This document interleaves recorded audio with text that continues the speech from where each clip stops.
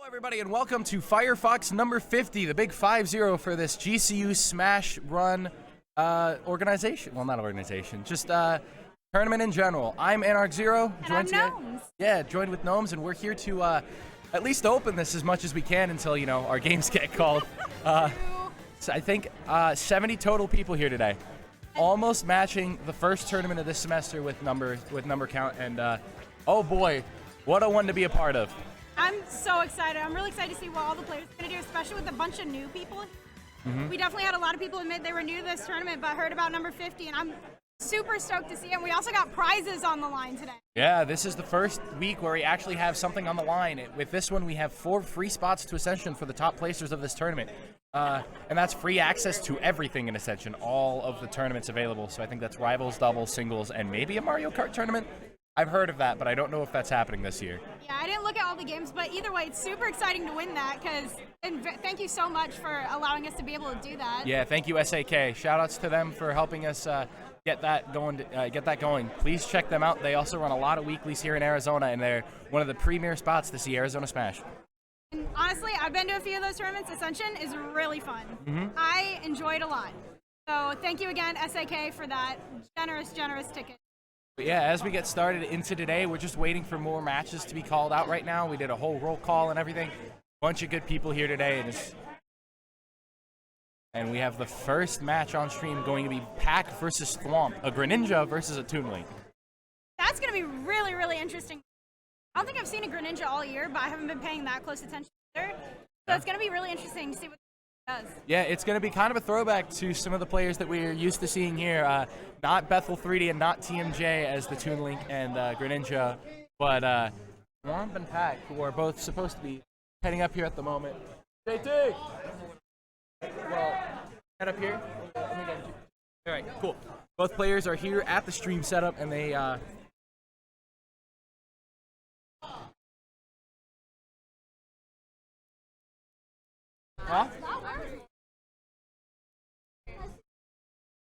Alrighty, and as we see both players getting set up, we're gonna get everything synced up right now. Nathan, very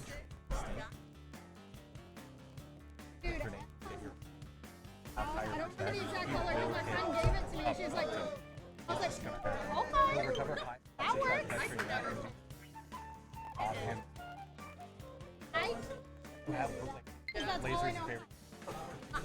And as we see both players getting their controllers hooked up, it's going to be a good match between these two.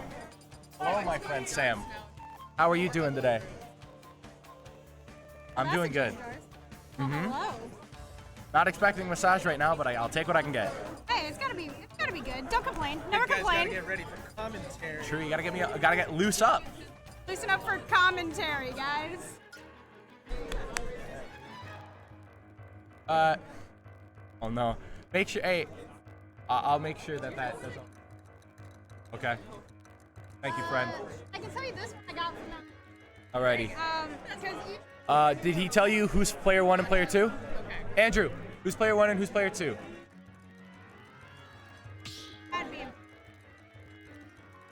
Who's on the left and right? 1, 2. Okay, good.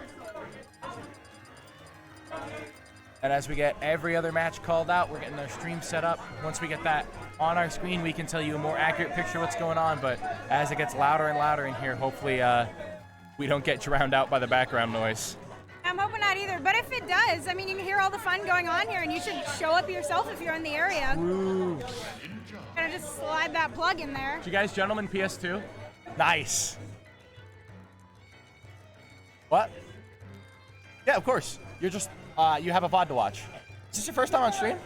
Yo, let's go, Pack. The only thing that's specific that you need to do is make sure player 1 and player 2 are right for our setup, and there we go. Now, once you guys get the all clear, we'll be starting this match. I see a Sonic and not a Toon Link like we expected. Is he playing Sonic right now? So we have a Sonic and a Greninja. Alrighty. It's gonna be even more interesting, in my opinion. It's gonna be a fast-paced game. Hopefully. Alrighty. Is that me? I gotta go.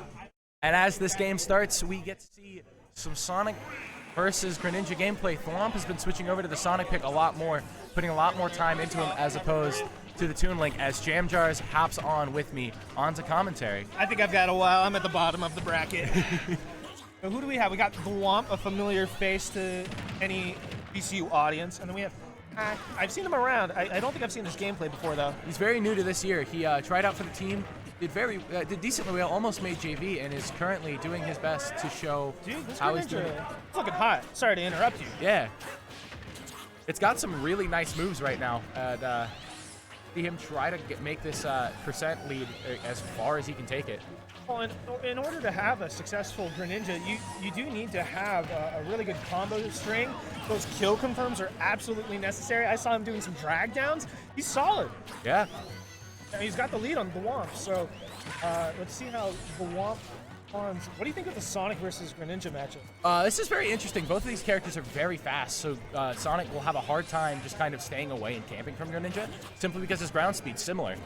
Well, and they're both fast. I absolutely agree, but in different ways. You know, Yes. the Sonic, agenda is much different than the Greninja agenda, for lack of a different word. You know. True. And right now, as we see Pac get this lead, Thwomp's doing his best to get this lead back into his favor and get the stock difference back to normal, as Pac's sitting at 115%. They're both kind of just pecking at each other with their quick neutral move.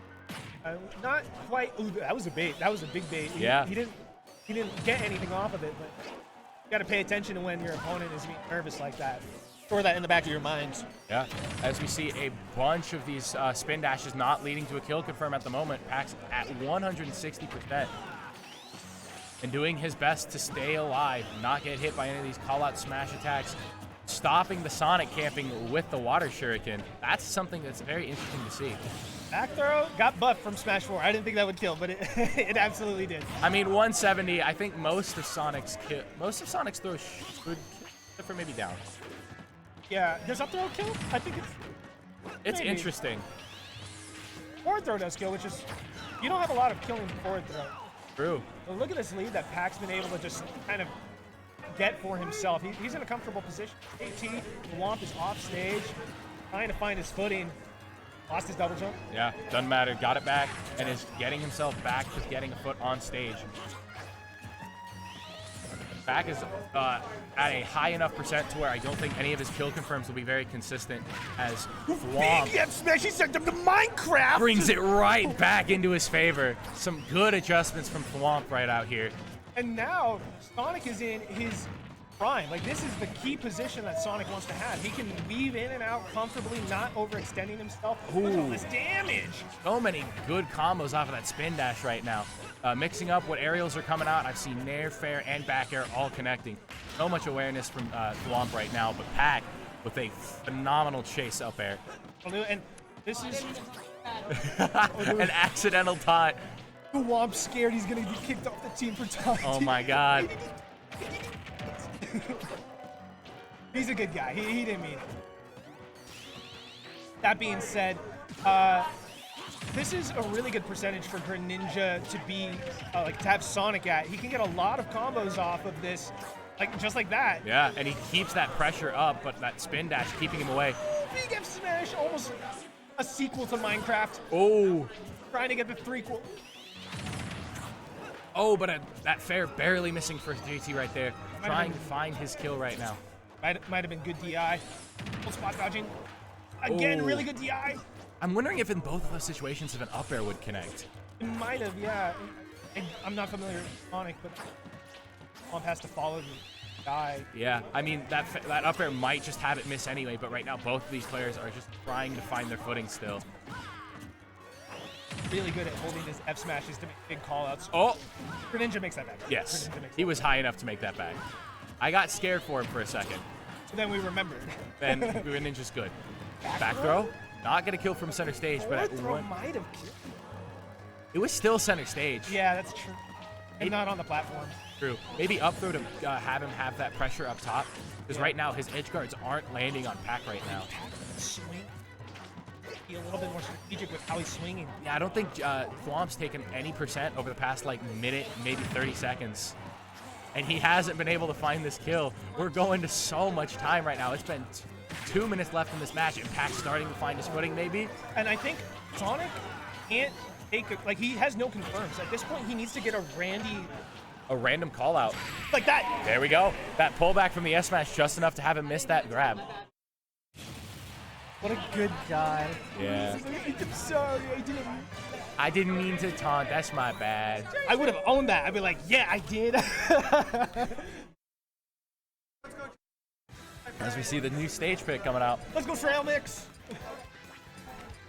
Oh, and the music pick. Let's go, baby. Not the music counter pick. Ice Cream Island. That's a -2 matchup. Dude, Pack with Ice Cream Island is very good in this game. I think it's an A tier character pick at the least. JT, the Womp sticking with Sonic.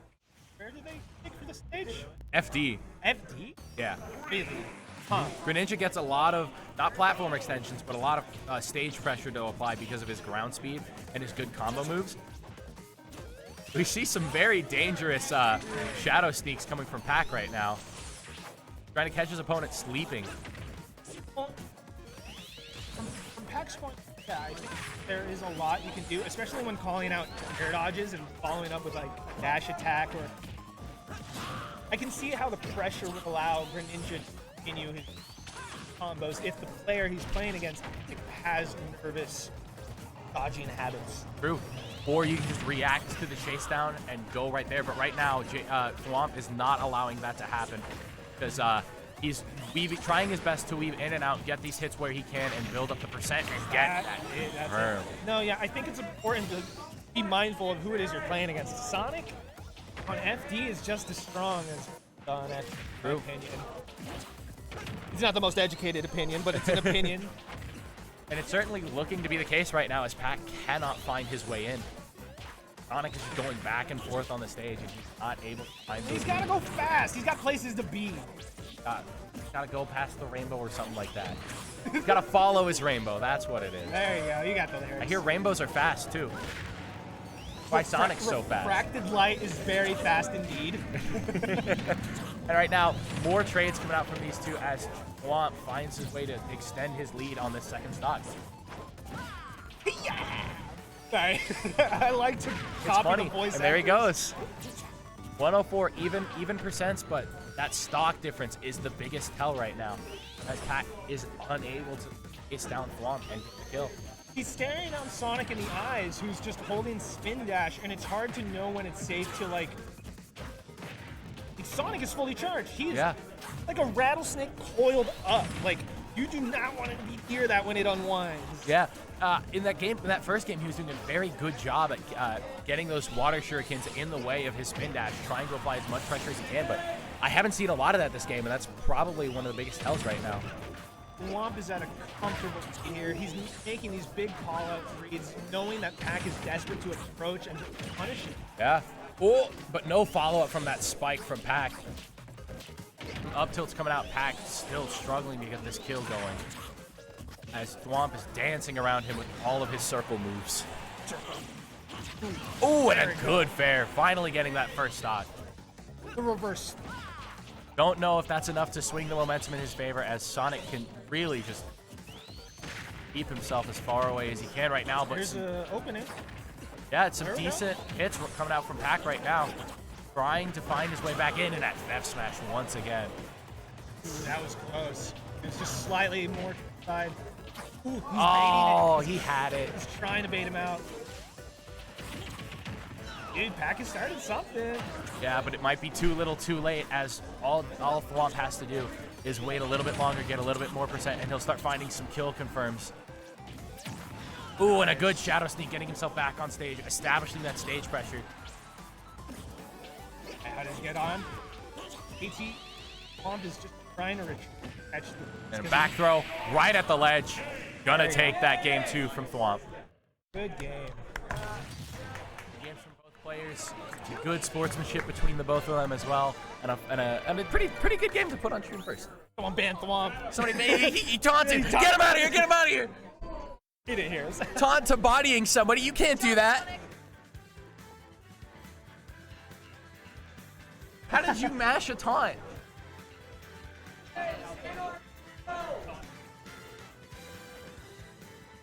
Alrighty, and I will be shifting from one chair immediately to another one. Going over there. Alrighty. Well,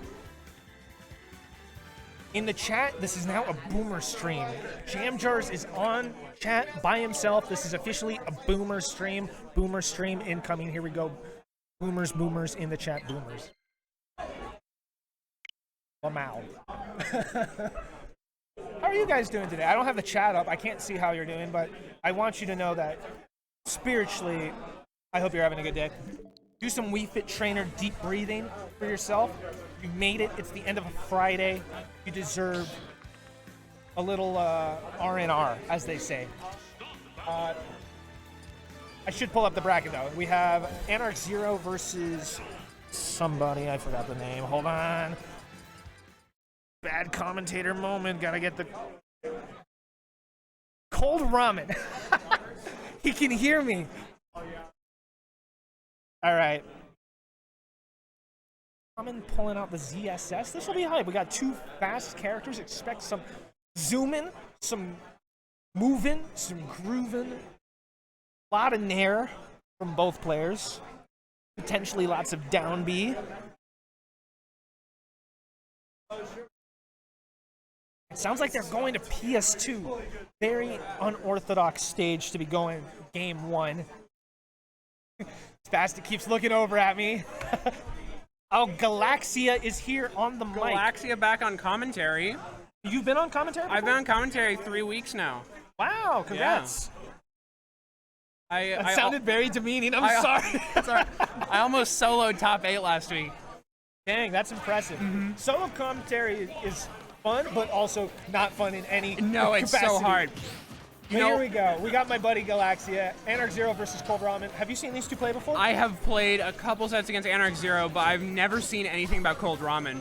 I haven't even seen a ZSS since I've gotten here. He's actually, he does pretty well for himself. Like, I see him on stream pretty frequently, so I'm excited to see these two.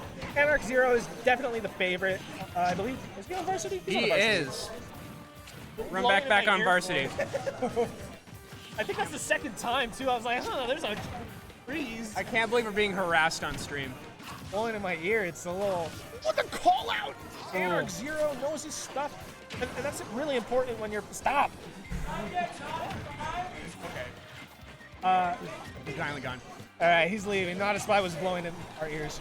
At this level, with this speed of play from both of these characters, it's absolutely vital that you wait for those moments when you know your opponent's just going to be pressing buttons and punish properly. Oh, no, absolutely. And both these characters have absolutely incredible punish games. They can just ladder into whatever they want and get kills pretty early. Both of them very mobile as well, so like they both circumvent grabbing the ledge in ways that no other characters in the past do. Nair. That looked like a confirm. I thought that was for a second, but doesn't seem so. And that down B from Anarch Zero. Both of their down Bs allow them to escape disadvantage very well. Cold Ramen's keeping this close, though. Anarch Zero's at 134. He could easily even up the stocks, like I said. Yeah, I thought that up throw was going to take it for a second, but not quite. DSS lost some muscle mass between Smash 4 and this. Oh, yeah. So very, very unfortunate for ZSS players. F in the chat. If you know, you know. You know. You know? Yeah, you know. You know. Look at Anarch Zero. Oh, I love how he uses that side B. That side B, he every time I play against him, he always talks about how using it is just very good for spiking, since not many characters make it back after that. You see that up smash? Now what? I saw that. It looked like he could have DI'd out of it. I thought he was gonna SDI out of it, yeah, or at least survive it. Yeah, SDI, sorry. I saw the neutral B, I was like, oh no, he SD'd. No, yeah. I used to play a little bit of Meta Knight. I was never very good with him, but He's hard. he's a very hard character. Oh my god, that down B, dude. Dude, just like that, Cold Ramen has taken this lead. Yeah, gosh. Anarch Zero just does need like a couple more like one interactions though. If he ladders him for a good enough percent, you can even up games pretty quickly. Dude, F smash for Meta Knight doesn't look that fast. I don't No, it's not an incredibly fast move. It's kind of slow, but it catches a lot of people off guard, mainly because of how slow it is. You expect it for a small light character to be a lot faster than it is. But there's no end lag on it. Like, he can virtually get out of it once he's let it rip, but like the fair into forward smash definitely surprised everyone. No, yeah, I think Cold Ron was expecting something else there, and not F smash of all things. Dude, this has been a great first game. Ooh! He's got the down. Back air him far off stage. He has to air dodge. He doesn't make it. Magnet hands didn't come in. Wow, that's incredible, actually. I really thought Magnet Hands was going to connect there. But that's a really good pullback for Anarch Zero. Bracket is going fast. Bracket is going fast. Compared to week 1 with the same amount of people, it's going so much faster. I'm not going to lie. We're playing each other round 1. So we are. So if we're called to play, we're both leaving. We have to leave. We both have to leave. Just better hope this set finishes up so Anarch Zero can get back on mic. Uh-oh, did you see that? Blurry ramens? Thankfully, the webcam auto adjusts. So that was a funny blurry moment. That was. Blurry ramen in the chat. All right, game 2 on Small Destination. Small destination. Big destination, small battlefield. Small battlefield.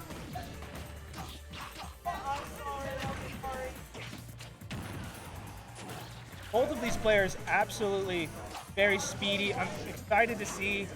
And the last game was very even, so I'm excited to see if someone's going to be taking it like definitively this time around, or if it's going to be just as close like last time. Oh no, yeah, it is going to be just see who adapts to the other's mistakes first. Oh, is he going to call it? He almost caught that jump. He like teleported through that somehow. Like there was an empty hitbox in ZS's up B. Ooh, down B. I haven't seen that move kill since 2008. Anarch Zero after that stock trying to tear his own head off. Wow. Didn't succeed, thankfully. He can keep playing the game. Yep. Cold Ramen's doing a lot of work to make sure that he doesn't get caught in a lot of those slatters, though. Oh, there it is. There's a side B spike. It does that. It's so gross. All right, what was a tug of war game became a oops, I fell over. I need to grab the rope immediately or this game is over. Oh yeah, Cold Ramen playing from behind now. 2 stocks, basically untouched for Anarch Zero. He needs to do a lot of things right now to pull this back. But Anarch Zero is covering all of Cold Ramen's options so well. He doesn't have his double jump. He lost his double jump. Yeah, that's it. That's the end of that set. That game was 1:45 seconds. That was, I didn't even look at the timer. That was incredible. Wow. Dude, game 1? Yeah. Game 1, it was very tug of war. Sometimes they take the lead. Sometimes the other person would take a lead, and it was very much back and forth. Game 2, he dropped the rope. Oh no, yeah, that was absolutely incredible.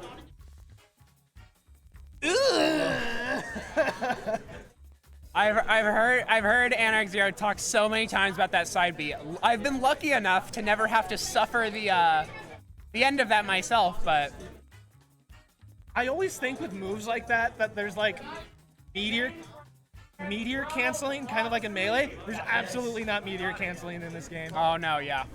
And the fact that it pops him back up to ledge so he can recover and get back for an edge guard if he needs to too. Or he snaps. Yeah, it's really gross. It's one of the two. There's very few instances where you miss ledge and SD.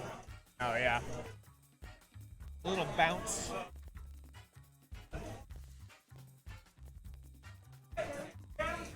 All right. Peace out. Get some commentators. See you guys later.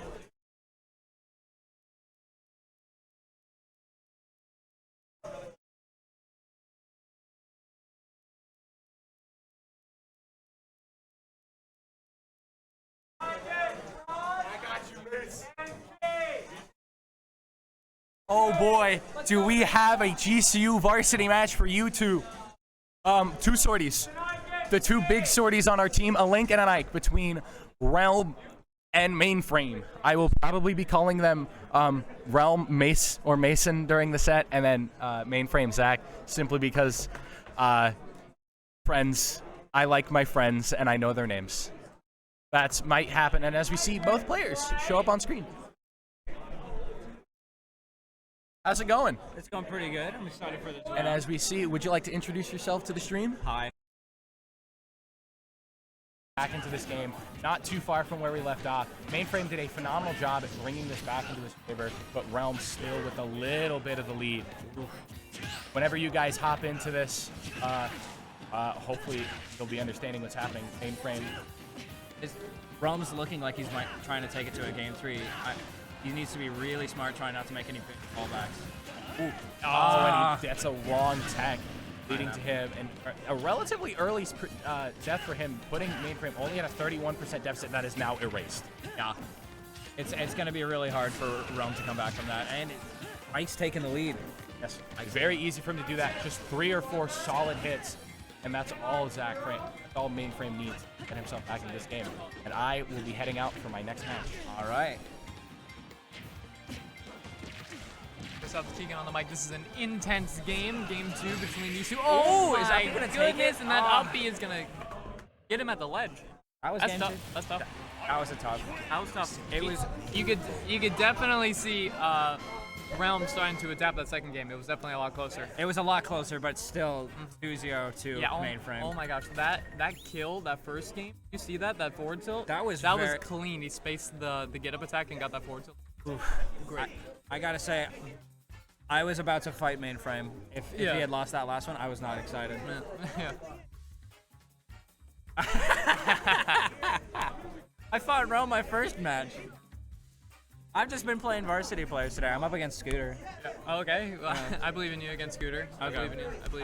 Yeah, it's a pleasure to be here. This the 50th.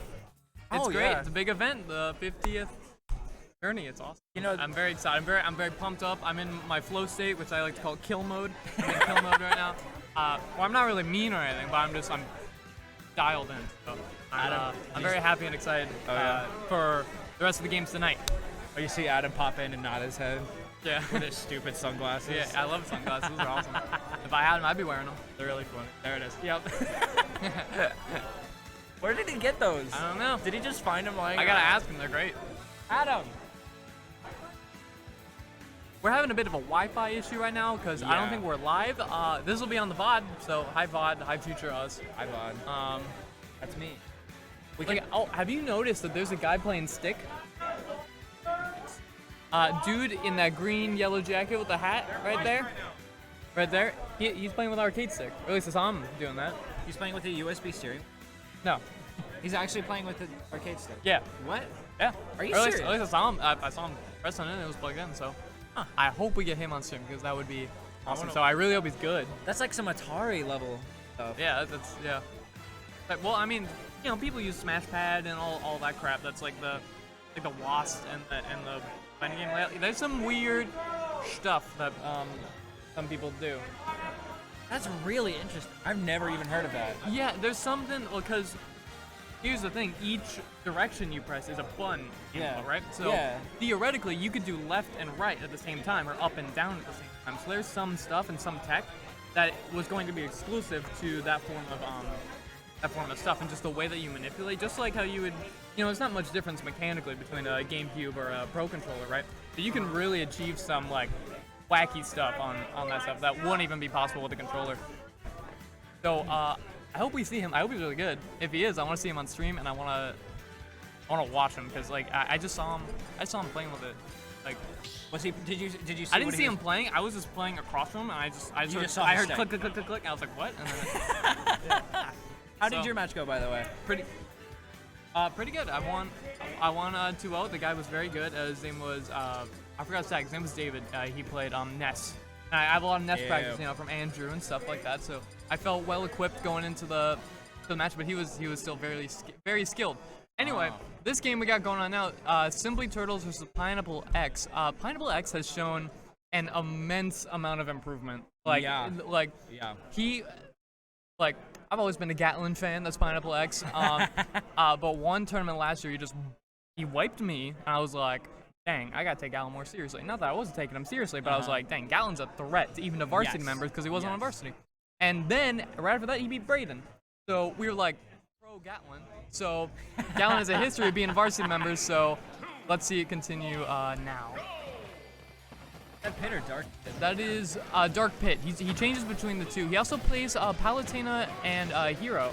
So I've seen him do some stuff, and I've seen him break him out in bracket. But typically, against our varsity members, he's. Oh, I'm playing. Oh well, have See a you nice later.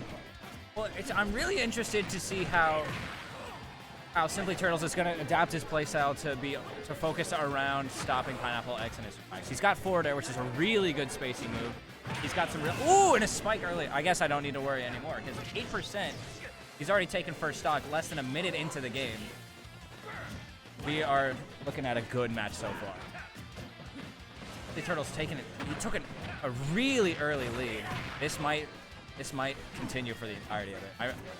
Honestly, that would be really good for him to just get that much pressure. It would really be a good mental game to play. But yeah.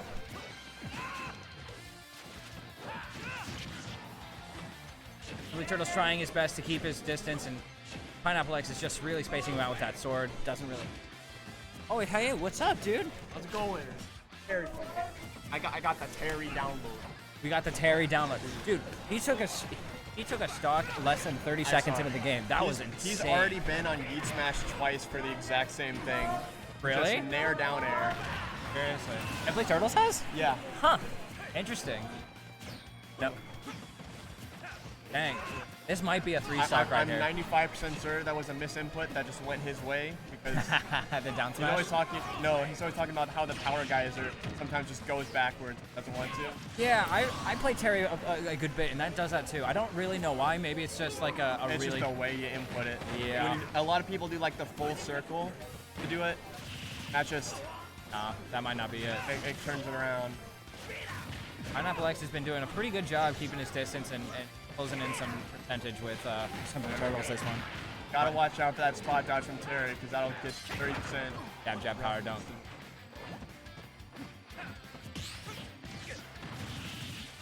I tell people here that they really have to SDI these Terry combos. It's hard to do even so because he just throws them out so fast and there's so many of them. You have to react. It's really hard to do. The thing is like there's a lot of mix-ups that can happen in the Terry matchup. If you know he's gonna power dunk, you always base your SA off that. But he has been doing a lot more of the invincible rising tackles recently. It's actually a very good adaptation. The scariest thing about Terry for me is that his combo confirms are all basically the same. Yep. It's jab it or starts out down with that tilt jab. or nair. All of those are going to start out, and it's just going to. But especially things like rising nair into burn knuckle, there's not really a whole lot you can do about that one. Yeah. The Turtles taking game one relatively easily. I want to see how that's going to carry on for the rest of the set. See the adaptation. How will he counterpick here? Gatlin might be doing a great job. If I were him, especially because he likes to do this in my matchups, is he likes to go swap over to light pit and use those arrows just all ledge guarding. Especially with these shoulders, you have to kill them super early, otherwise they will take those shots. Because Terry's recovery isn't really that good. Those arrows can really screw him over. Especially if he has like some great horizontal launch angle.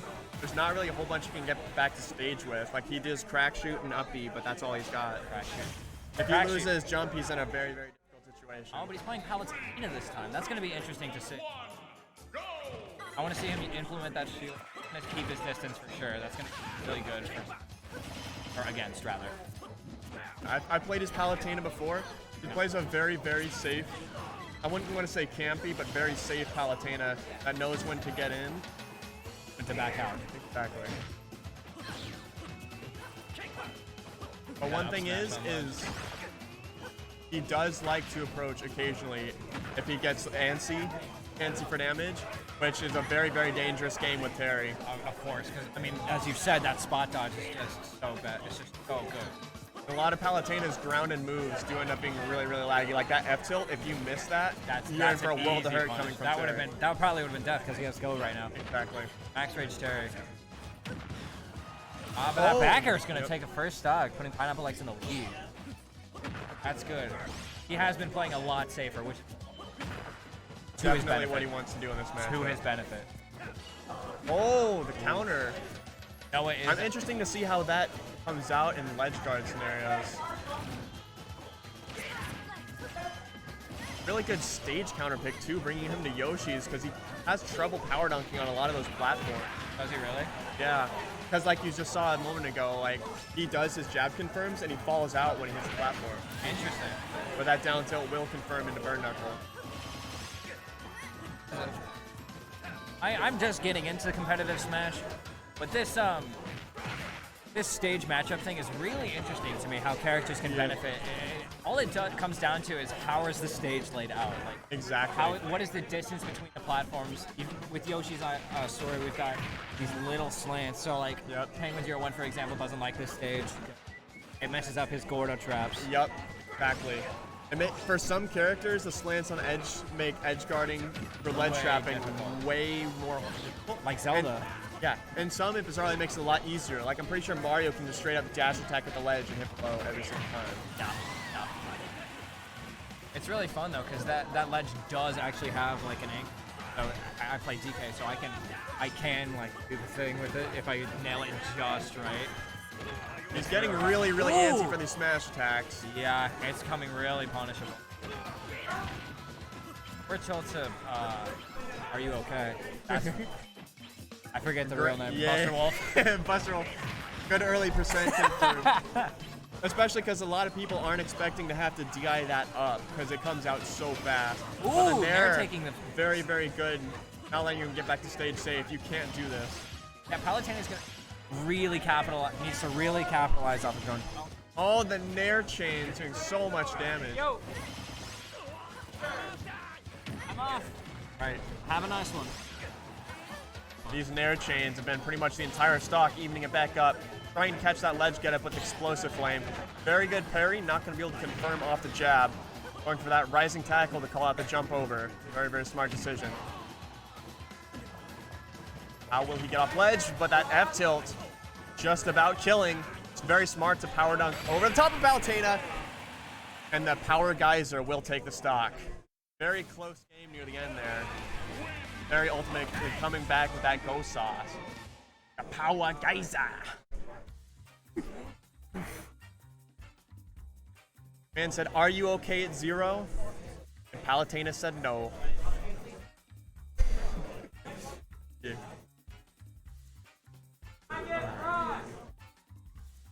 Who we have coming up next? I am. Welcome. That was a very interesting game coming from Simply Turtles. I didn't see it. What happened? Got very low percent. He was pretty far behind, but he had that go sauce. Hit the forward tilt into the Buster Wolf, getting an easy 30% right at the start of the stock, and closing it out with a power geyser to catch the neutral get up on ledge. We love that juicy go sauce. For sure. It helps a ton. I wish I could have seen it. I just got out of my match, so I was like, oh, empty mic spot. All right. Also, no Couple speedy new strat. faces sitting down here I've not seen before. I recognize, but get the tags up. I think I just heard you get called.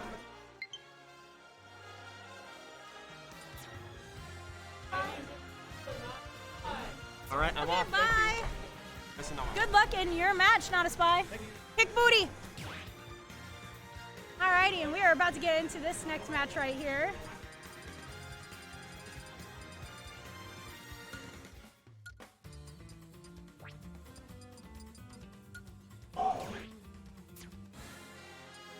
Looks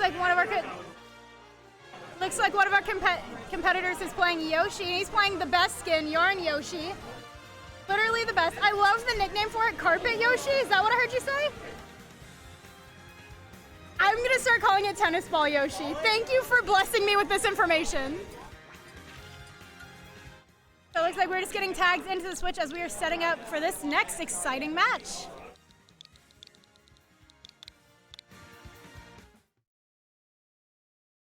So it looks like we got Penguin 01 versus Squambo, which is a King Dedede versus a Yoshi. This is going to be a very interesting matchup.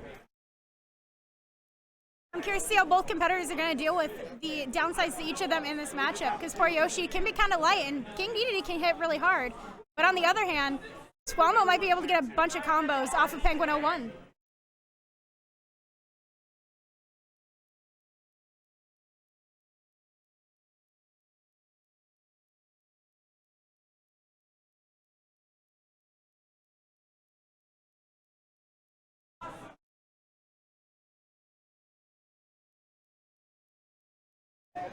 and it looks like our players are about ready to get set up. All right, and it looks like we are heading into the match now. All right, and going with the obvious choice of PS2. Very good stage to start on. Very good on Squambo's part. Getting that tech chase in while also being able to get him off stage. He's got to be able to use this to advantage as he has stage. Hopefully Penguin 01 can come back on pretty safely. With that grab, stage control's been switched. Fortunately for him, Squambo was able to get back on stage pretty easy and hit him with that up smash as he was up on the platform. Squambo's just juggling him with the up airs right now. Egg almost sniping, but that forward air will end off the first stock for Penguin 01, and Squambo's still got a pretty low percent on him, so he's got to do something quick. It's still anyone's game. That was an unfortunate jump coming out from Squambo, but it makes it an even game again. I hope Penguin 04 can capitalize off what has just happened here. And as we can tell, Penguin 01 is just keeping him juggled off stage right now. Fortunately, that SD put him in a really awkward spot as now stage control's been given back over, and he can't seem to get it back. Hello. Looks like we have another commentator with us right now. Yes, I'm back. Welcome back. Hey. So it looks like Squambo was finally able to get past Penguin 01 get back on stage, but unfortunately he's just shoved right off again. Oh yeah, Penguin 01 really good at doing a lot of big hits with DDD's hammer. Making sure that any character, no matter how good their combo game might be, just can't breathe against him. And that Gordo really just did a number on him there. But that down air decimating shield not gonna matter though. Squambo's gonna need to start doing something quick to be able to get percent back up, and unfortunately he just lost his second stock, so he's gonna have to start getting some of those combos off. Oh no, yeah, he needs something big right now. Penguin 01 can just end so many of these stocks so fast. Especially if someone's not prepared for a big hit combo like this. It's very unfortunate too. Penguin 01 has just had stage control mostly since his second stock came online, and unfortunately Squambo just hasn't been able to get it back fully. Ooh, that's a lot of nice percent there for Squambo. Maybe if he can just keep stringing together a couple of those low skill combos. Unfortunately, he just can't seem to get in. Penguin 01 is keeping him outside of the hit zone. Oh yeah, a lot of people like to make fun of Gordo for being one of DDD's worst moves, but Penguin 01 really knows how to utilize it to the point where no one can get in on it. Yeah, I've noticed that. The Gordo keeps constantly finding where Squambo is at. Absolutely. That up air was really well timed, but unfortunately Squambo shielded it. But now we're back to 1-1. Hopefully he can rack some percent up on Penguin 01 before nothing too dire happens. Oh, if Beautiful he's looking tech for chase. it right there, jab locks, Yoshi's favorite thing to do. Those jab blocks were beautiful. That egg really took him off stage. Yeah, we're almost at even percents again. Oh, the forward air that spike! forward air spike really did bring it back. Oh my goodness. That was absolutely incredible. Oh, that was an insane game to watch. That comeback, I can honestly say I was not expecting that. Oh no, not at all. I really did think Penguin 01 had that. He had such a big lead. Squambo really strung together a lot of good combos, a lot of good momentum. See if he carries it into the second game. Yeah, and Final Destination is a really good pick for King EDD. He uses Gordo pretty well in this game as well. Just take over stage control with how big he is. Doesn't have to worry about Yoshi trying to recover to a different platform. He just knows exactly where he's going to be at all times if he's off stage. 3, 2, 1, go!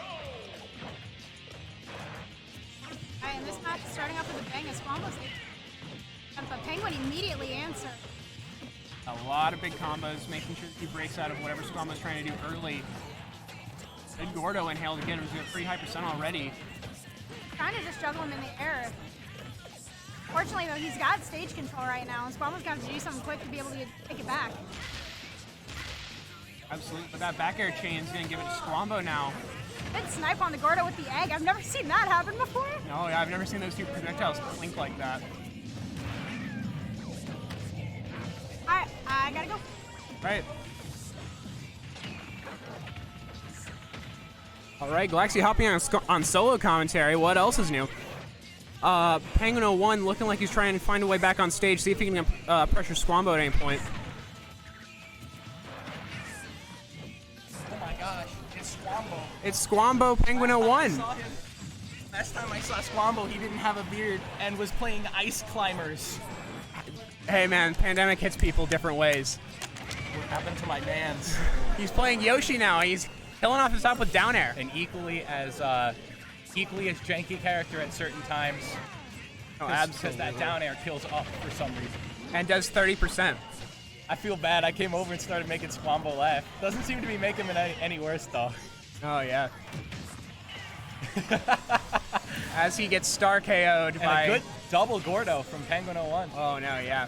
Penguin 1's been utilizing Gordo this entire set to varying success, but Yeah, and right now this lead is not too far from being even, but Yoshi's damage output is crazy. oh as no, he went from God. 50 to 100 right yeah, there. 3 up airs all took to just put DDD at a very big kill percent.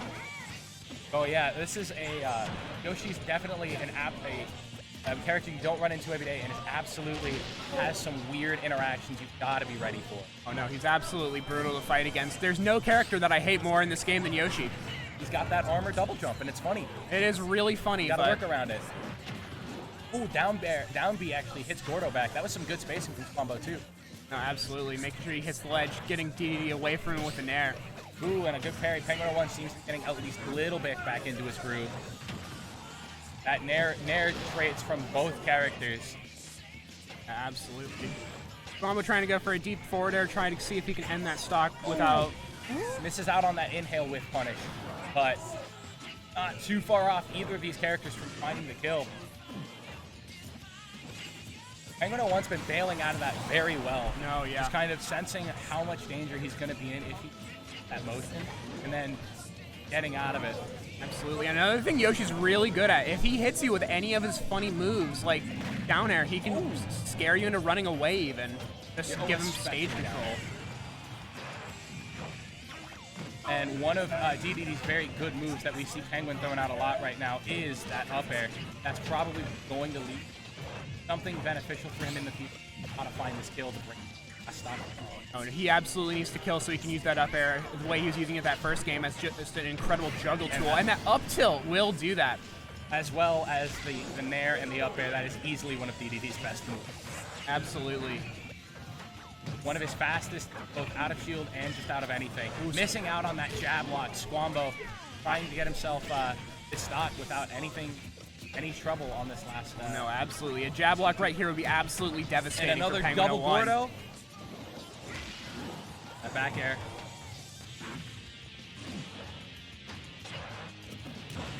That golf swing from DDD trying to smack Squambo as far off stage as he can at the moment. Up air through the ledge is going to get him back to he can be comfortable on stage, but Sending directly up. oh, and he's trying to get him off the going up top with for it. the egg. And DDD with that large foot.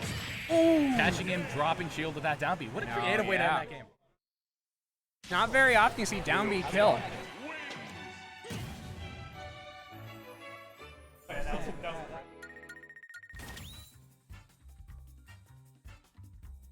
That's my main. I am not an ice climber. Let's go! I just pick up ice climbers from it. Let's go! Let's go! People counter.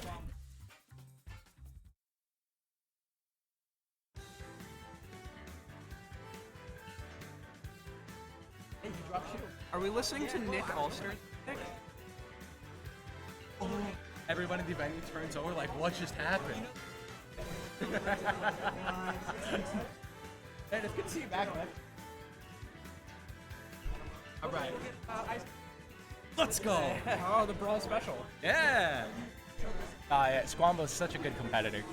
He came to a couple tournaments last year, and been missing him in these first 5 tournaments back, but making it back on the 50th one. What a one to beat.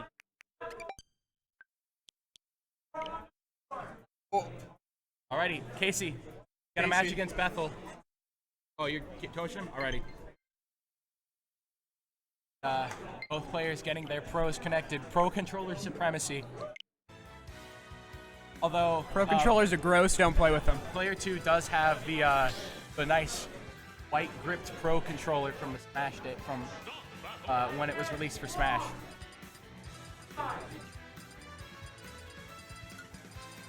Some old varsity versus new varsity. Yeah. Gonna be interesting to see how player 2 deals with the Sephiroth and Joker combo that Ags has come to show here at GCU, and Ags running into the veteran Snake player that we have here. Ags, after last week, did an incredible job. Made a pretty deep run. Yeah. Let's get that right on into this for game 1 on PS2. Player 1 already starting to get his a little bit of these grenades set up at the moment, but Ags doing a phenomenal job at keeping them out of his range and actually sticking a side B onto him at the moment. Yeah, absolutely. If there's one character that can deal with a lot of Snake's range, it's going to be Sephiroth. That big sword, a lot of those good projectiles. Yeah, but one thing that player 2 go and to favor probably as it gets higher and higher percent is trying to get him to trade with that grenade. It does a ton. That timer, 30 seconds. I was watching it. Goes all the way high. Gets to shield both of those right now and gets Ags in an offstage situation. Oh, and that up B actually going to shut down the entire ledge trap with a down air. Going to send him further off stage. If there's a character that can deal with a lot of Snake's ledge trapping as well, it's Sephiroth. That up B just so big, hitting through that entire ledge. Yeah. It's going to be interesting to see how either of these players are going to kill at the moment, as Ags now has access to one wing, mixing up his recovery options a ton, and getting caught by the Nikita. Player 2 fully ready for that fair to hit him. Overextending on that one interaction, trying to see if he can poke him off ledge, not realizing that the Nikita was going to kill if he didn't attack. Right now we see both players going back and forth at the moment. Player 2 still at 165 on his first stock. Ags not managing to find that first stock that he needs. No, absolutely. And the longer that Sephiroth goes without killing, the worse it probably is for him. Ags is struggling to find this. That fair doing a lot, but that grenade sitting, applying so much pressure. Some good pivot F tilts applying a ton of pressure for Ags, but nothing seems to be landing at the moment. There it other goes, than that finally. one. Right now with that invincibility, player 2 starts to get a setup and gets caught by that up smash. Pulls the side B. Trades with that grenade, and both players are at a pretty decent neutral state at the moment. Axe has done a phenomenal job at not getting grabbed at all this game. Absolutely. He's been making sure that player 2 can't do anything that Snake wants to do out of grab. He has a lot of options he can do, but if he can just deal with the projectiles and avoid the grabs, then make Snake kind of one to. He's keeping Snake as horizontal to him as he possibly can, not wanting to get above, not wanting to fall prey to those grenades, to those D4s, those mix-ups that has access to, jumping that one beautifully. Now with one wing active, he's going to try and see if he can finish out this stock, carry off some momentum. Ooh, missing out on that grab opportunity, using that neutral beat pressure so much. Field looking real low right now. That F tilt, gonna kill right at the ledge. Ags now with the stock lead. Up smash really is just catching a lot of Ags' attempts to use the down B to get back he on covered stage. it with plenty of he covered it with an F smash to force the counter to come out early, while he did take a little bit of percent for that trade. Nothing too much for Snake right now as he tries to second off of Ags. Nikita just puppy guarding him, see if he can catch him, but he's gonna make it back to ledge. I wonder if Z dropped Nikita. Yep, and at that percent, that is true. Nothing you can do. You can do. I think he was just at the high enough percent to where it's true on. He probably, if player 2 knows anything, he knows the charts. He knows at what percent his kill confirms were. I'm gonna trust his judgment on that one. And Ags trusting his own judgment right now, keeping player 2 pressured above him. Two places you're gonna want to keep Snake like this. Either directly above you to where he cannot pressure you. What you do is drop C4 directly outside of you with Sephiroth's range. Snake is not able to get in, and with that back air, sending him further and further. Ags trying to look for a way to close out this stock. Player 2 sitting at 115, but if Snake's good at anything, it's wacky combos with a lot of explosions. Yeah. 2 minutes and 30 seconds left on the clock now, as the game has been going on for a long time as both need to find kills early on and not You wouldn't expect a super long game from these two characters, but it's happening right now. The way Ags plays Sephiroth and this game plan in general, specifically against Sephiroth. Ooh. Getting caught by that grenade in player 2, getting the grab. And is that not? That's not going to do it. Getting a decent setup going. Nothing doing for player 2 at the moment. Forward air from Ags just to get back to stage. Ooh. Both whiffed punishes from either player, and right now player 2 and himself back on stage. Ooh. That forward tilt going to take it. Do it. Wow. That was incredibly close from both players. Absolutely. You can switch to wide view with that, at least for a little. This is good for now, though. There's still off camera for it. Oh, it's good for now. It's your first time on stream? First time running stream, at least? Doing great. Alrighty, and as we... insane Ag's going to Gamer, Summit, New Pork? I think he's looking for a stage. What battlefield? Okay, so he's going to Smashville. Stage size small to get your enemies close to you. Absolutely. Making sure Snake can't stay away, but Sephiroth can just throw out the sword and cover a lot of space. Righty, and as we get into this game too, if any adjustments can be made between either of these players right now. More of those side Bs being out from Sephiroth, trying to keep at a specific range. Ooh, I think that was supposed to be drop through forward air. I think that was definitely supposed to be drop forward air, but a little early on that up smash too. He hit a lot of those off platform last game, but that grenade has such a big hitbox. That was like hip or fair. Oh, absolutely big. But even with all of these trades, Ag's still at a relatively even percent with Sephiroth, with Snake right now, while he is being pressured off the stage right now. And actually being able to counter both this time, that's what Ags has been looking for the whole time. Gives him back stage control, which is incredibly important, but just like that, it's going to disappear. And what hit? Oh, I'm guessing a grenade hit. I assume a grenade? Oh, and the up air, wow. Phenomenal up air from Ags right there to take that first stock. And an up tilt, almost equalizing things immediately. That good tech on the Nikita. Almost, yeah.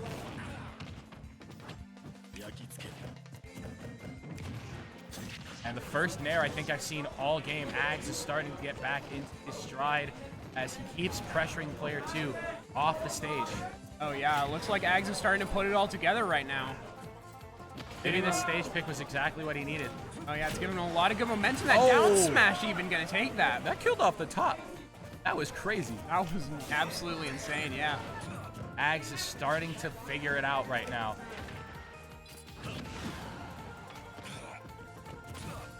As these up tilts come flying and player 2 starts throwing out his kill moves, a dash attack is actually going to take it from him. Player 2 is going to need to get a lot of that Game 1 magic back just to see if he can try and take these two stocks before Ags is Sephiroth managing to zone him. Sephiroth is out-zoning Snake right now. I believe that. More common than you might think. Absolutely. Especially with the way Ags loves to play this character. No, Ags plays a very different Sephiroth than I'm sure a lot of people are used to seeing. Very patient, it's very good. The kind of Snake that player loves to take these grenade trades, loves to try to go for these callouts, and the back air not quite enough to take it. 150%. Ooh, and getting in that dead zone of the up smash. Incredible spacing from player 2 there to not get hit by that. Right now, there's some life in player 2. That fair connect sends him to the other side of the stage. Does Sephiroth have any kill throws? I don't think so. I don't. Back throw maybe? It seems like Ags is going to be... Oh, there we go. The back air at that percent will do that. For a sec, I thought he was going to end up killing with a tipper fair from the other side of the stage. No, yeah, that's what it was looking like at that point. But, I just realized that these two both play calculated, both play relatively patient, and both wear glasses. True. More similarities between new and old than you'd think. True. And as we get into this game 3, maybe player 2 will have some adjustments of his own to bring that more into his favor, because that game kind of snowballed a little bit for Sephiroth, and getting the FD pick, I know what this is. I know what he's going to do. All right. I'm terrified to see if he sticks to it, or if he plays with intent to just trade with Sephiroth more.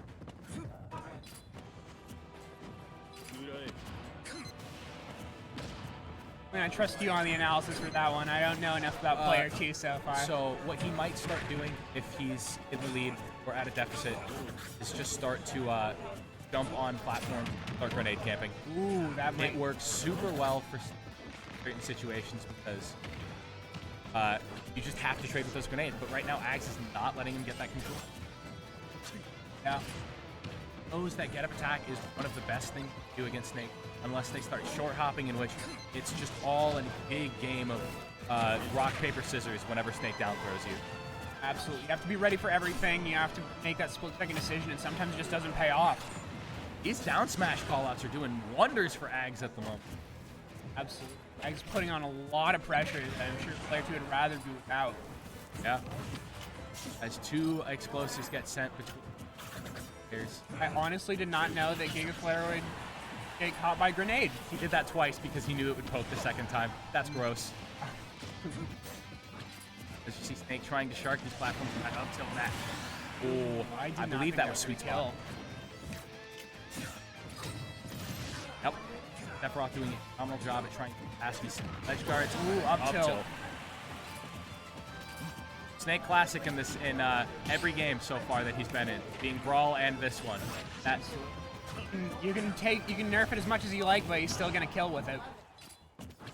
They didn't even nerf it that much. They just made its hitbox normal in this game. Its hitbox makes sense finally. You seen the hitbox for it in Brawl? That thing is a hodgepodge of so absolutely ridiculous, hitbox placement. They're just like, yeah, this is fair and balanced. Or up smash wishes. We don't know yet. Maybe it is. It could just be the best up smash in the. Player 2 staying really, really high on a lot of his recoveries, I've noticed, because Ags hasn't really found a way to catch him with doing that. The only way I can think of is potentially straight up, but Sephiroth does not have, without one wing, does not have a lot of verticality to do, and a good dash dance, Ags trying to keep himself warm as he creating the options that player 2 go for. Absolutely, this edge guard could be just the end of it, but player 2 already backstage, already trying to set up a ledge trap. Ledge traps aren't really working. He's using his spares very well, and has dropped Nikita actually going to an Axe. Right now, player 2's capitalize on the trap situation. Exit. Needs something, but he's just gonna keep getting caught in those uppies. It's one of Sephiroth's best options, and that super armor on that down smash. Oh, Yep, that's what I'm expecting. There it is. Axe with an absolutely phenomenal game 2 and 3. Absolutely, you can see everything just shift in his favor pretty quickly. Let's go. I'm gonna hop off commentary for a sec because I'll be playing very soon. Huh?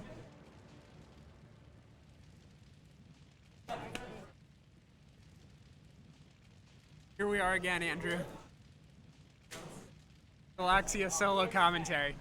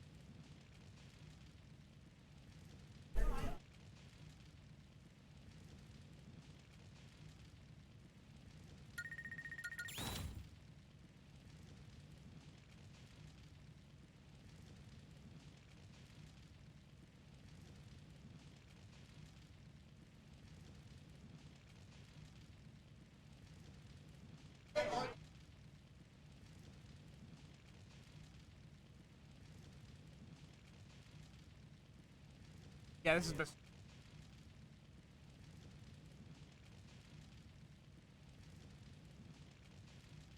Winners round 3, right? 4, okay.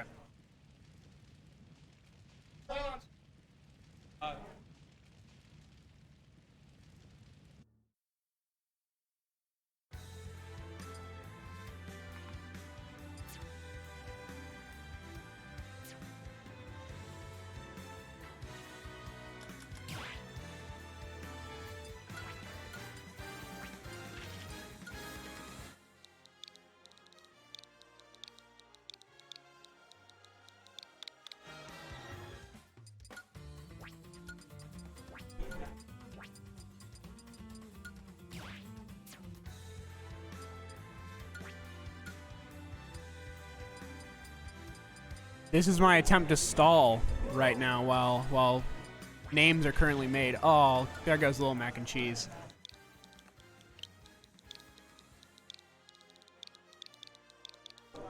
Hi everyone, I'm back on the big screen by myself.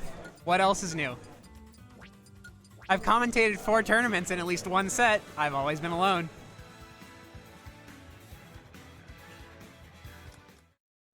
All right, here we go into winners round 4, Firefox Friday, number 50, Oroi and Arconi. Looks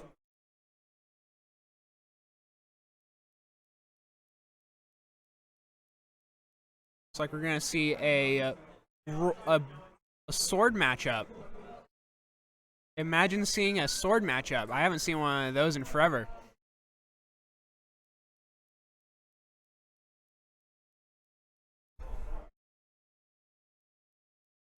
All right, here we go. Game 1. Starting on PS2. Roy playing Roy. Arconi playing Mithra. I have not seen a lot of Mithra, but my assumption here is that Mithra's going to want to play on a lot of Roy's more laggier moves, see if she can combo him pretty far off stage, switch to Pyra, and then kill. Or even just try to go for a Gimp. Roy's not going to be the kind of character to make it back if hit by 1 nair from either of the Mithra characters. And there's the switch to Pyra already. Oroi sitting at a very, very high percent, sitting very dangerously off stage. Down tilt into up air, that is going to star KO even at this percent. Pyra just that strong with all of her moves. I hear the Mithra back out, low percent. A lot of fast hits. Oroi needs to adapt really fast, stack on more percent than he is right now. He's just suffering from so much pressure that Arconi is putting on him. Finally, Oroi hitting a big combo there. He's starting to get to the point where he can start trying to throw out some kills, but that Pyra dash attack, not going to be good. That Mithra uppy, that's going to kill.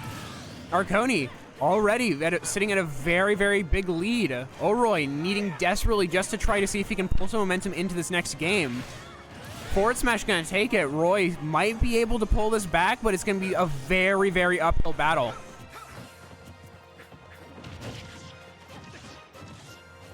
Again, Mithra, just so many of these good combo moves, especially on a character that doesn't really have a way to break it like Roy. Even with air dodge, just to get out of any combo breakers, to just bring Roy back into these. This is just absolutely brutal for Oroi right now. Pyra comes back out, switch back to Mithra real quick now that the edge guard's no longer a possibility. Oroi sitting at such a high percent. You can see him shaking his head. He knows he's not feeling it right now.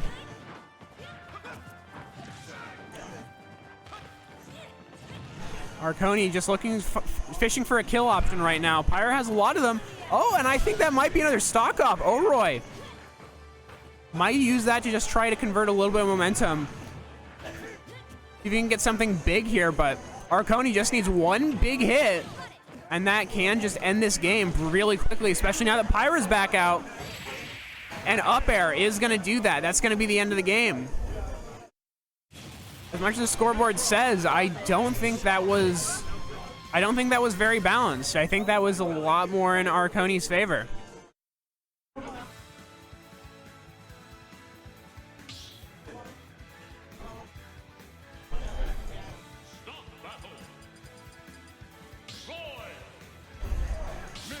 See if Oroi can find a way to pick up some momentum in this second game. He absolutely needs it. That was a brutal first game for him. We're going back to PS2. I guess Oroi really likes the idea of this stage. Despite everything that just happened and is happening to him right now already. Arconi, big combos. 50% on Oroi. He might die if this edge guard goes properly. It doesn't. But he's already back off stage. It's not looking good for Oroi. Arconi's just putting so much pressure on with this character. Upbeat, he needed to get back, but that's also going to bring Arconi back. Gives him the forward smash to finish out that stock. Oroy not in a good spot right now. He needs a big kill. He can't let Arconi sit there on this stock for too long, or else another one of these combos is just going to start for him. Oroy missing out on any conversion out of that F-tilt. Oh, and there's the back air. That's going to finish off that stock. Oroy, low percent on his second stock, might be able to try and get something to go here.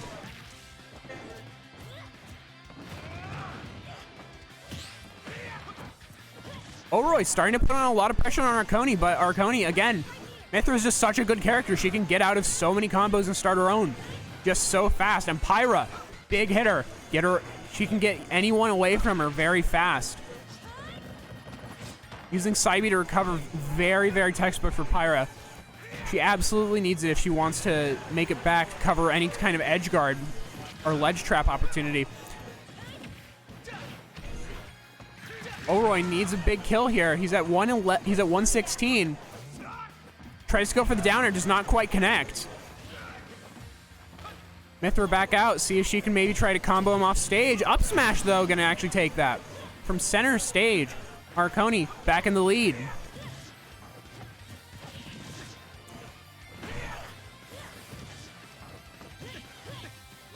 A lot of these Mythra combos just absolutely devastating for Oroy this entire set so far. He hasn't seemingly found a way to play around them.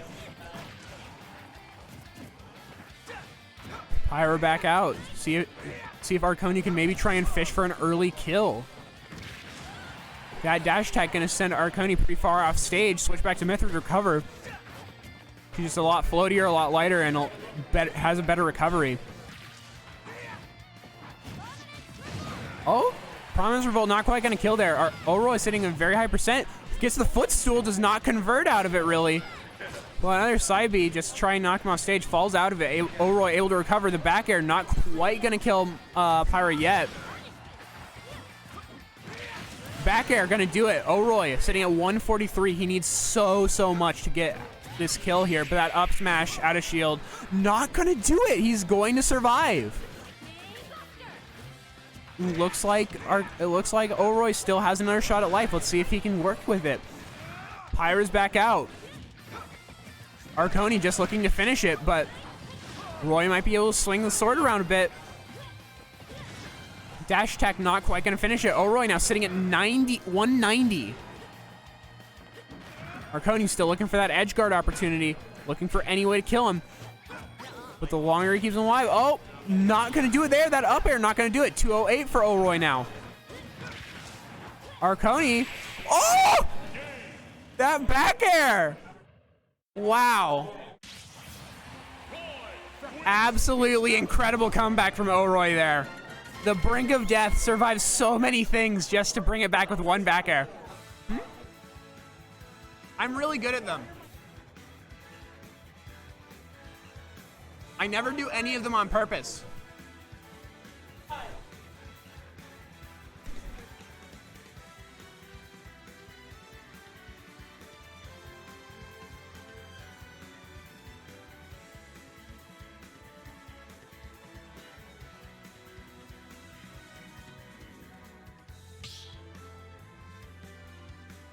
All right, game 3, it looks like we're running it back to PS2. Both of these players have had a lot of success so far.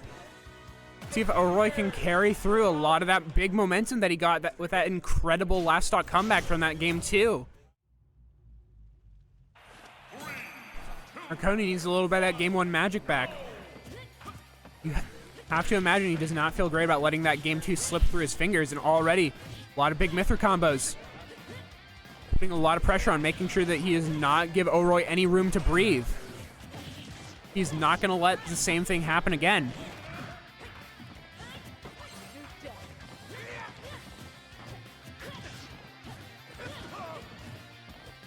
Arconi keeping Roy above him. He can't really do much. He can't really do much against Mythra from the skies. Not many moves of Roy's though are good. That are good at hitting below. Oroy, you can already see he's starting to feel himself a little more. He's got a lot of confidence back from that game too. And he's starting to hit a lot more of his things, but Promise Revolt still not going to kill.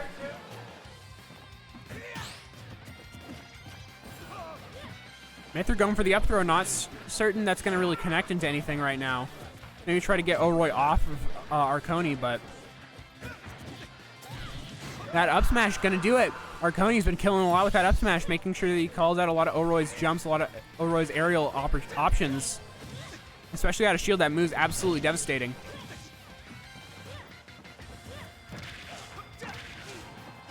Oroy again, already that back air taking that stock. It's not as far a difference as you would think, despite the percent lead that Arconi has.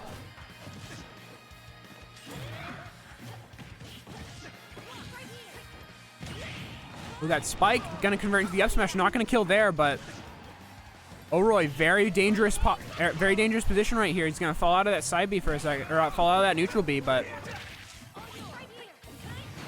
that down air is gonna star KO. Oroy needs a lot right now to pull this game 3 back, but he's done it with less. Already a lot of big combos there can stack on good percent on this very light character in Mythra. Once Pyra comes out, things get a little different and a little more difficult, but as long as Roy's at a low percent, I don't think that Arconi's really going to want to switch to Pyra. Already right here, this stock is in danger of being lost for Arconi. We might go down to last stock on this game. Arconi needs a lot on Oroy right now to try and convert this. Carrying him pretty far off stage. That edge guard, it's not going to quite do it. Oroy is going to make it back, but he's very dangerous position right now. Oh, and he does not get the tech on that. Oh, that up air is going to do it. There's one miss off stage interaction, and Arconi is going to take that set.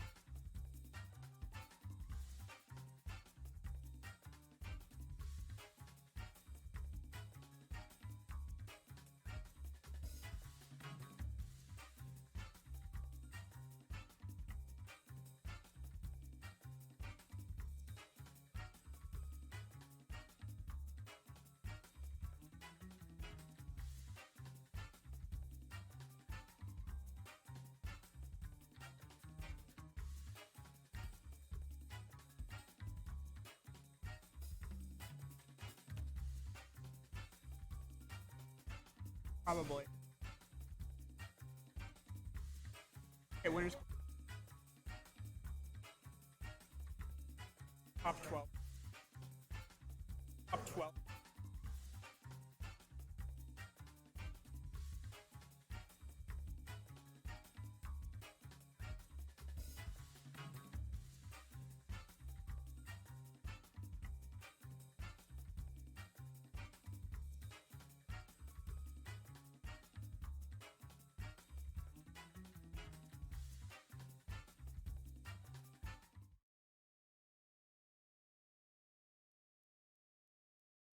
Right, here we are in winners quarterfinals. GCU Bethel 3D, GCU mainframe in a best of 3. About to play, so I can hold it down for now.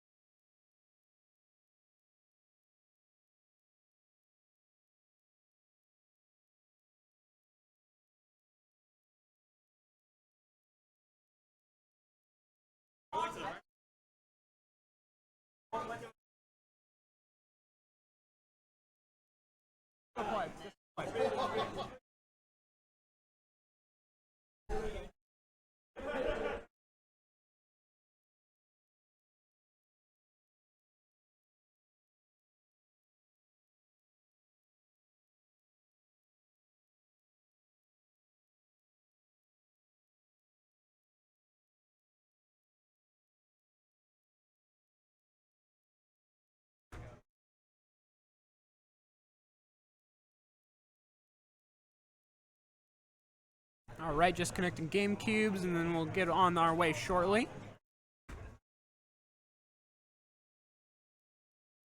Despite what Anarch Zero said earlier, GameCube controller supremacy.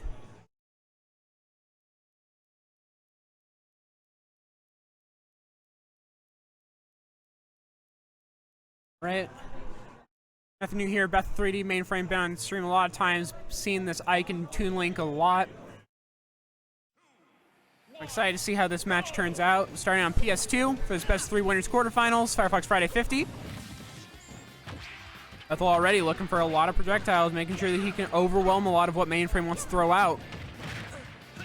But Toon Link is going to be wanting to be very, very careful of all of Ike's big hitting moves. He can die pretty early.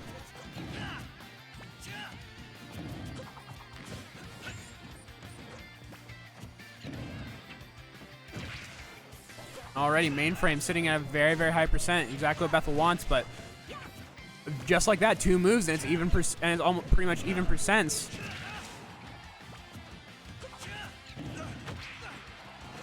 Bethel with a lot of big hits, hitting mainframe off stage, trying to establish stage control, see if you can try and gimp with a lot of those projectiles, see if you can throw out bomb to forward air. A lot of things that Bethel likes to do. Try to land that kill on Ike. Gonna get caught in that ether, not gonna die to it. Very, very dangerous though.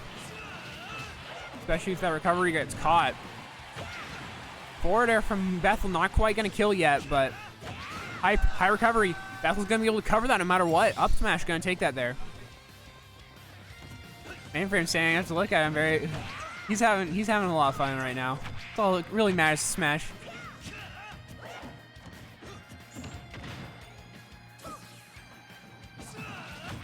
Ooh, I did not know that Force Smash is really gonna catch him out of ether there.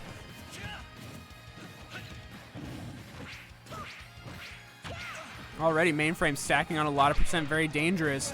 He has not been able to hit since he almost killed with ether.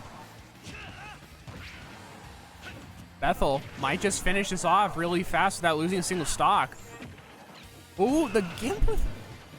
You almost caught him with both that bomb and that boomerang, but mainframe is going to be able to make it back, get it back to center stage, see if he can try and do something, finish off one of Bethel's stocks here. Mainframe not necessarily in danger of dying, but he has to be very, very careful, especially with what Bethel can confirm, especially out of bomb. But a couple good hits might just do it for mainframe. Ether out of shield, stack a lot of percent on Bethel. He can stop Bethel from getting a lot of those big hits that he wants to get now that mainframe is sitting at almost 150, 166 now after that down air that is not going to kill off the top. He's going to be able to side beam to get him away from ledge. He's going to trip to the arrow. He's going to be able to escape that forward air, which would have been really, really dangerous. Would have killed. Mainframe making it back. Bethel, he's going to die there off the top to that up air. Just like that, mainframe sitting at 192, very dangerous, but Bethel 3D at 0%. It's very, very possible. Oh, and that back throw is going to do it, though. Mainframe has to feel good about that, though. He pulled a lot back there.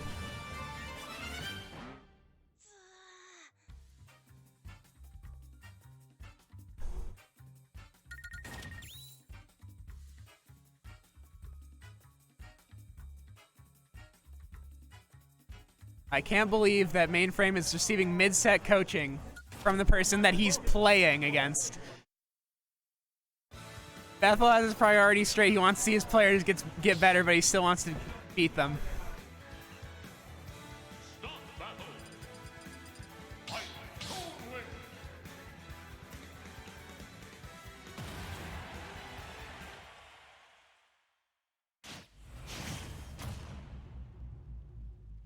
Right.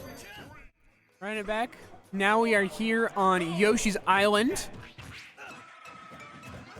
Mainframe saw a lot of success in those last 2 stocks against Bethel. We want to see if he can repeat a lot of that again. And on a small stage like this, he's going to be able to kill a lot earlier. Ooh, misinput on that side B, or misjudged on how low he was. Very, very dangerous, but Bethel's going to take a lot of advantage of that. But again, Mainframe, he's going to be able to catch a lot of what Bethel's doing. Kill him a lot earlier.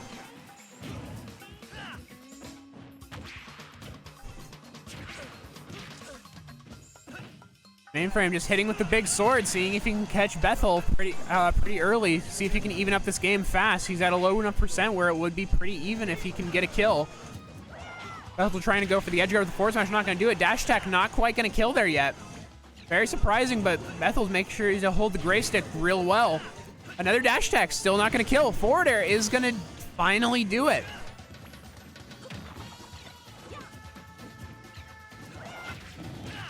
Bethel's starting to play on his back feet a little. Mainframe starting to get a lot of momentum going. Not going to convert with that up B. Bethel has Mainframe exactly where he wants him, right above him. He's going to be able to combo a lot with that up air, cover a lot of options with bomb, but Mainframe's already back down. One good hit, one good forward air off stage could just kill Bethel right now, though. Mainframe just go for a hard call out with that F smash, not going to pay off at all. Dash attack again. We already saw it's not going to kill right now, but he's going to catch him with Ether. He's going to fall out on that last hit. Very unfortunate for Mainframe. He does not want to see that. The high recovery is going to make it back. Very, very dangerous spot, though, with how Bethel can cover with bomb. With both bomb, up air, and forward air. Both Bethel and Mainframe just trying to finish out the stock. Up B, Ether is finally going to do it.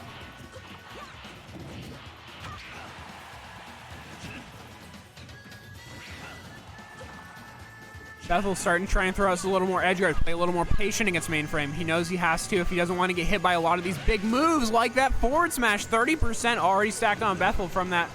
Mainframe still sitting on his second stock. It could go at any time, but the longer it's active, the more dangerous it is for Bethel. Back throw, gonna do it. Ike sitting at 160 on Yoshi is gonna die to almost anything Toon Link has, really. And already, Bethel's starting to convert a lot of things, even percents. Ooh, that forward smash almost could have done it, but he's gonna get interrupted by that side B first. Up air, not quite gonna kill, but Bethel, very, very dangerous spot. Mainframe doesn't have to work for too much to get this kill, but he still has to be a little more. He still has to be a little cautious of anything Bethel tries to do. He has a lot of tricks up his sleeve, but that up air, not quite gonna kill. Bethel trying to cover a lot of his recovery options with bombs. Forward tilt, still not going to do it.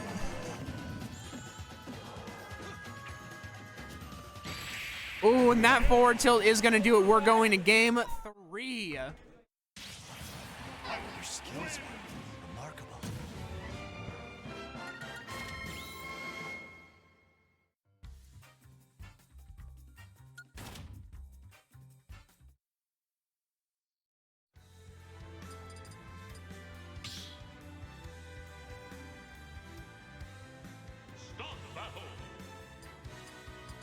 Right, and here we are, game 3. We're going to be taking it town.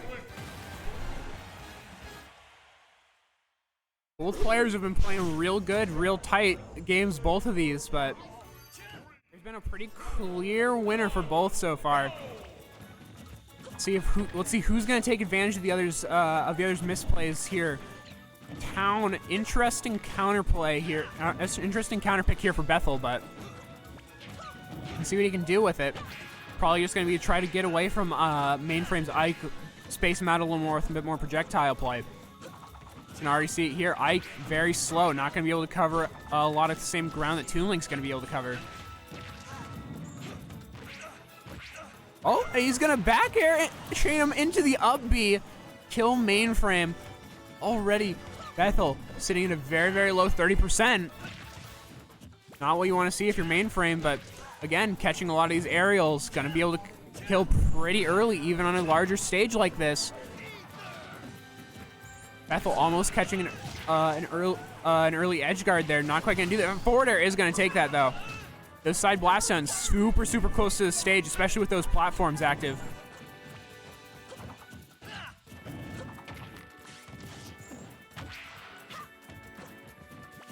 Again, Bethel just trying to keep Mainframe above him, does not want to be on ground level with him. especially with a lot of these things that Mainframe can throw out in terms of these up airs. Yeah, it's best of 3.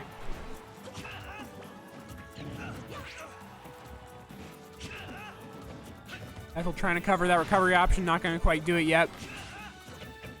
Mainframe sitting in a very dangerous 133. Bethel still very low percent on this stock. A couple hits can even it up. That up air not going to take it. Mainframe good air dodge to get through it. That's caught a lot of players there, but that up smash is going to start KO 164. Mainframe down to his final stock of this game, of this set. Ooh, sorry, hiccups. I'm just so excited by this game right now. It's just both these players playing absolutely incredible Smash Ultimate. In Bethel's favor, but it really could just turn for Mainframe like that. We've seen crazier happen tonight. That down throw up air is going to do a lot of percent. Not quite going to kill yet, though. Mainframe going to catch the bomb. Not going to convert out of it with anything, though. Bethel just trying to finish out this stock. Mainframe sitting at 67. He can get a couple good hits, a couple good combos, even an edge guard. That might be at the end of the game.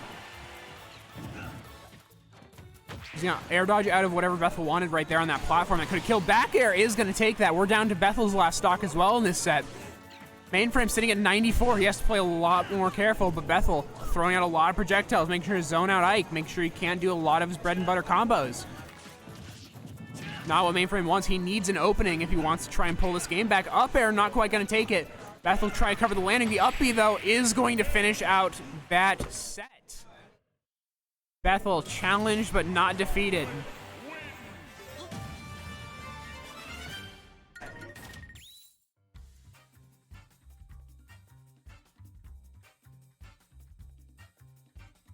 This time.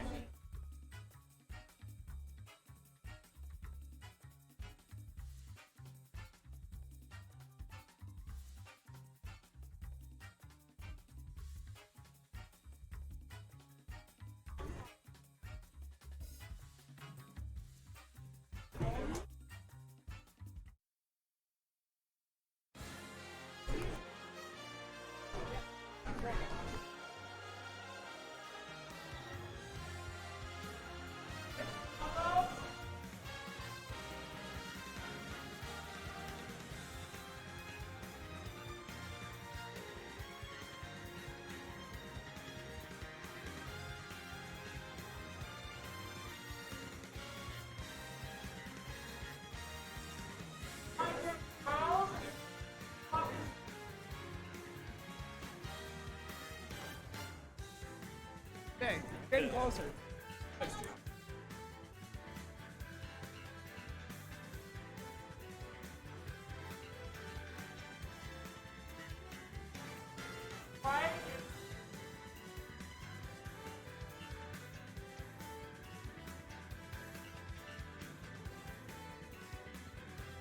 Right now?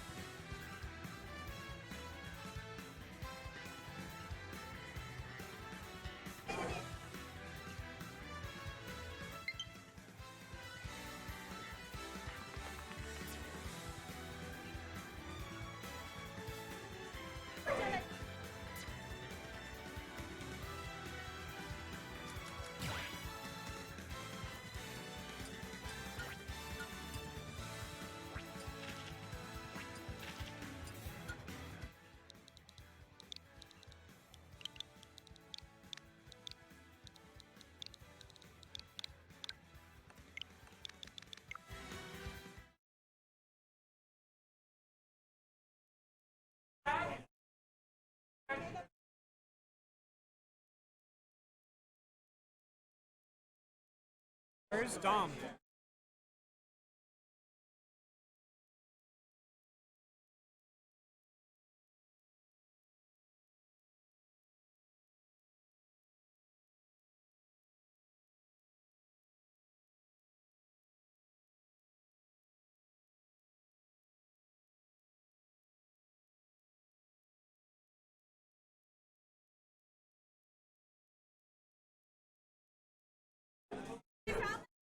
You guys want to go to small battlefield again?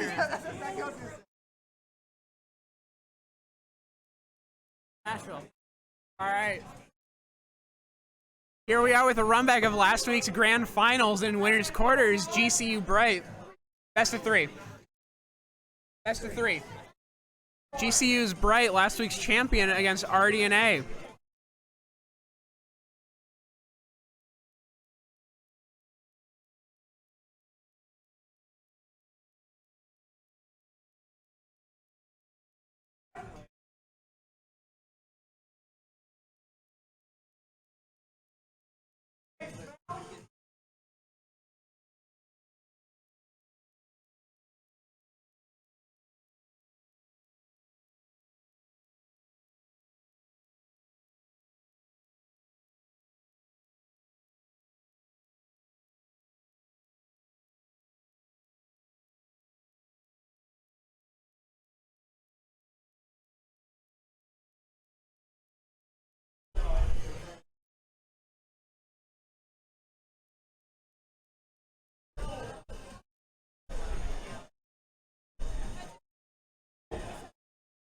All right, and it looks like we are about to start.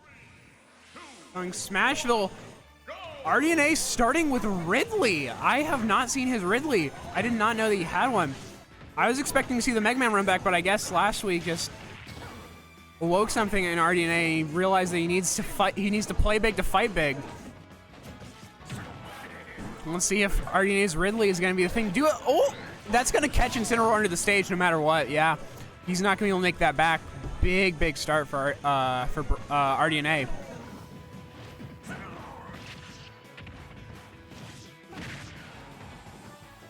RDNA playing still very methodically. Good combo orientation, making sure that he tries to keep Incineroar off stage. He knows he can outplay him now, especially with a big body. Does not have to be as afraid of big hits.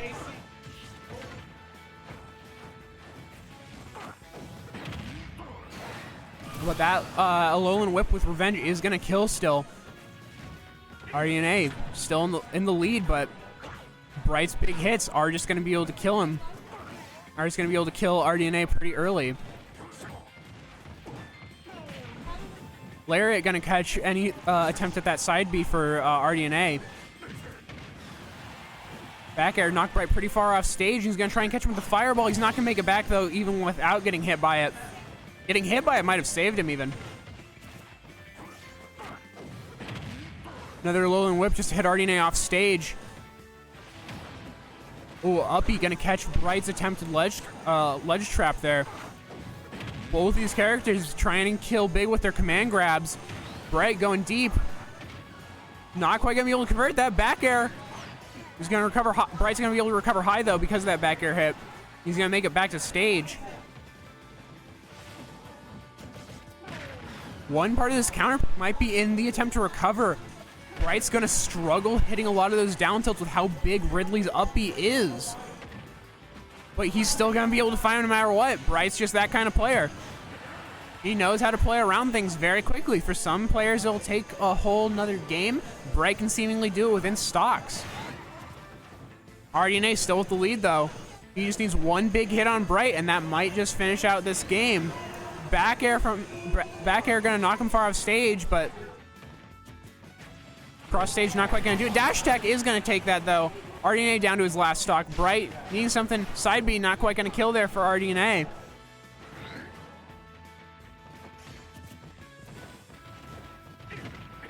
Bright trying to play a little footsie, trying to. Oh, the downer! No, okay, on stage. It's all right. We don't need a pop off yet, folks.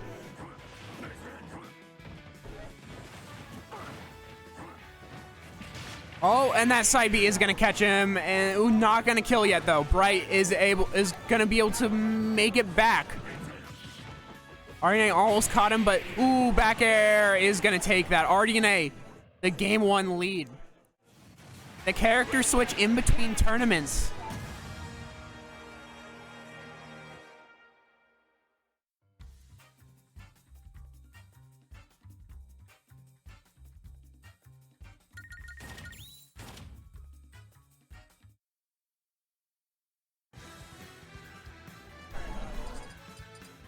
All right, for game 2, where are we heading? Bright has to think fast. He has to think of a new he has to think with a new character now that RDNA switched to. Clearly caught him a little off guard game 1, but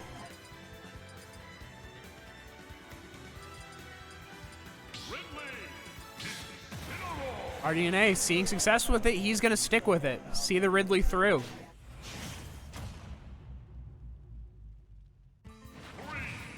All right, trying again on Smashville. Ooh, making sure to utilize Revenge at a lot of those combos now. He did not see a lot of Revenges last game. RDNA played around that move a lot, and Bright just didn't really have a lot of opportunities that he'd like to throw it out. Up smash gonna clank with that. He's gonna trade really well in Bright's favor. And the Alolan Whip is going to kill from there. Wow, absolutely incredible. Bright already adapting, making sure that he knows exactly what he needs to do.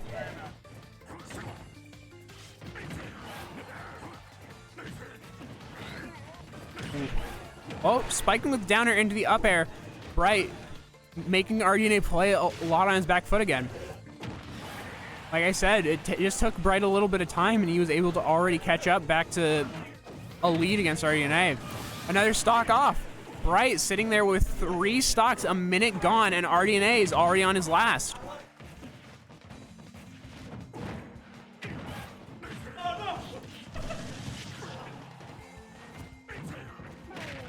Bright throwing at the lariat, just to try and get RDNA off of him. You know he's going to look for something big here. Oh, and another Alolan Whip is going to take that. Bright with a quick 3 stock. Absolutely incredible adaptation from Bright there. We're 1-1 in winner's quarters.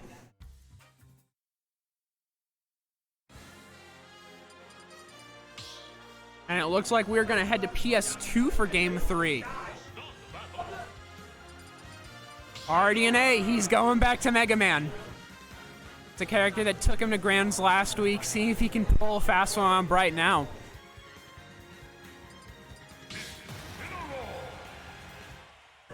Bright did get not only a bracket reset, but won the tournament against RDNA's Mega Man last week. Let's see if he can continue that momentum. If I remember correctly, PS2 was a stage that Bright did not have as much success on against RDNA's Mega Man.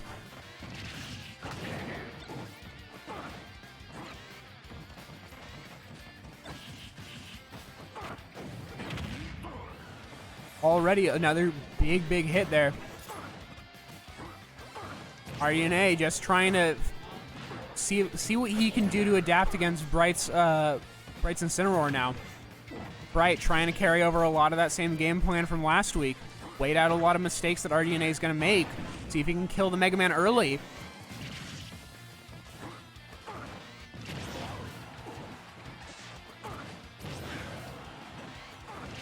Ooh, and that Razor Blade is going to catch. He's going to be able to make it back over the forward smash, though. RDNA sent cross stage by that Alolan Whip. Back throw is going to kill, though. RDNA has a lead.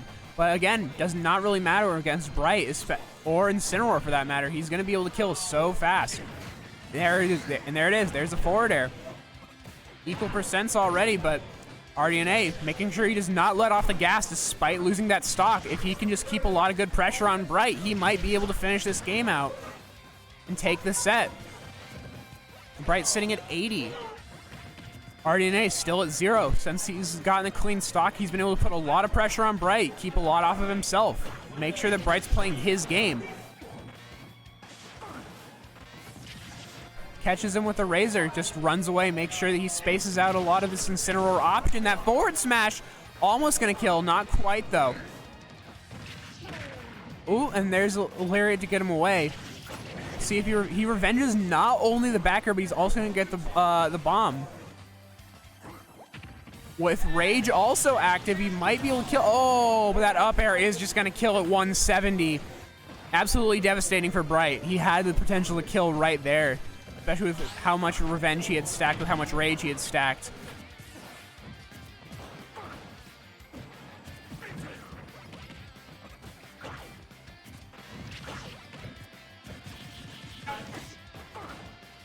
Bright just trying to look for anything to try and recover this game right now. He needs a lot. Mega Man's going to be throwing out a lot of projectiles, zoning him out, making Bright play his game. RDNA seemingly has adapted with the counter pick of Ridley game 1 to bring out a forced mindset change for Bright, seemingly.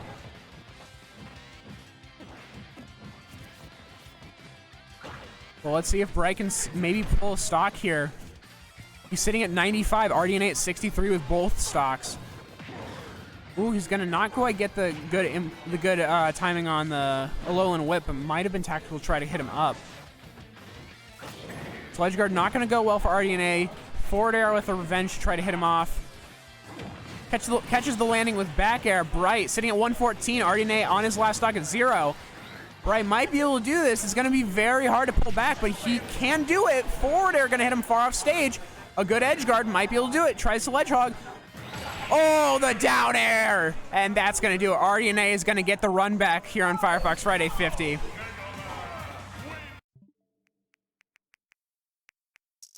Bright will be sent to losers for that one.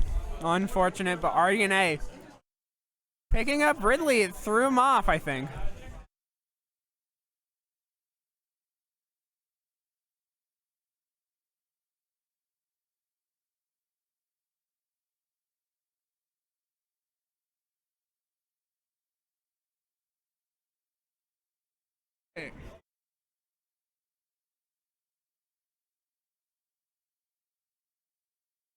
I heard.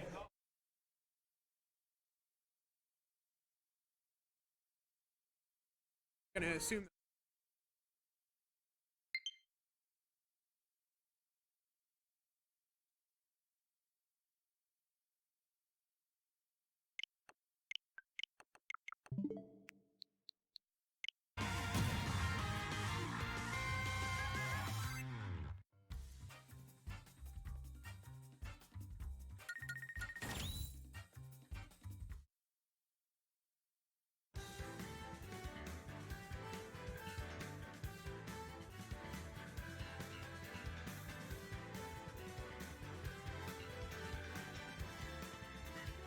So he needs to make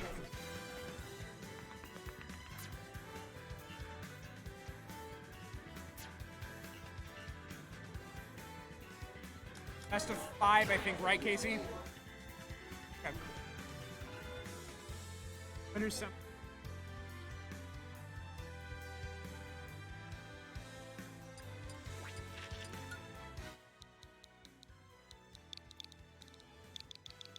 This.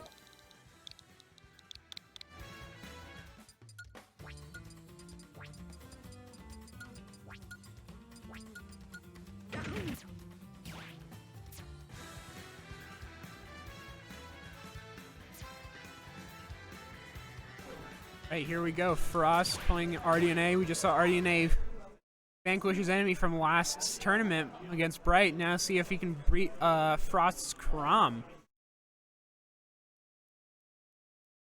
Here in winners semifinals, best of 5.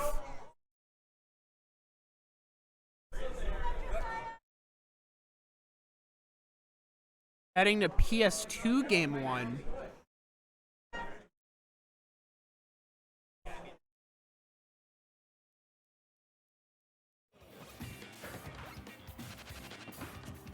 Right. Let's see how RDNA deals with Frost Crom. Frost is going to just start throwing out a lot more spaced sword attacks. Something Mega Man isn't really going to be too big a fan of. But RDNA has been able to deal with a lot of swords before. Let's see if he can do it again. A lot of good parries so far from both players. Just try to get each other off, break some combos. Make sure that they don't get hit by a lot of these characters who have a lot of good combo starters even. Just playing a lot of safe space play. Making sure that they're not hit by too much. Up B not quite going to connect there if you wanted to hit it. It's going to be good for recovery. Good recovery from Frost though with the air dodge. Making sure he does not get caught by that down smash. That is going to be the Crom killer right now. That and down air. Anything that hits Crom far off stage is not going to be good for him with his very, very limited horizontal recovery.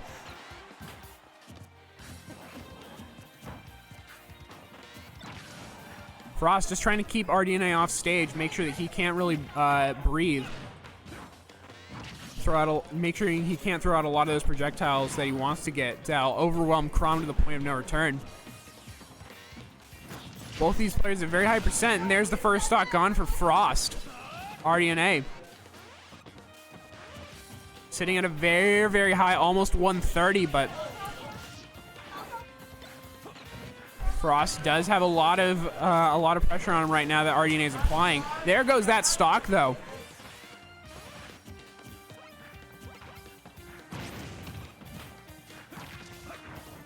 Frost is trying to approach a lot with that sword, get a lot of good combos, see if he can try and get one into a kill. Despite being Roy's Echo, they don't really play as similar as you would assume for an Echo. Frost, very talented in doing what he does.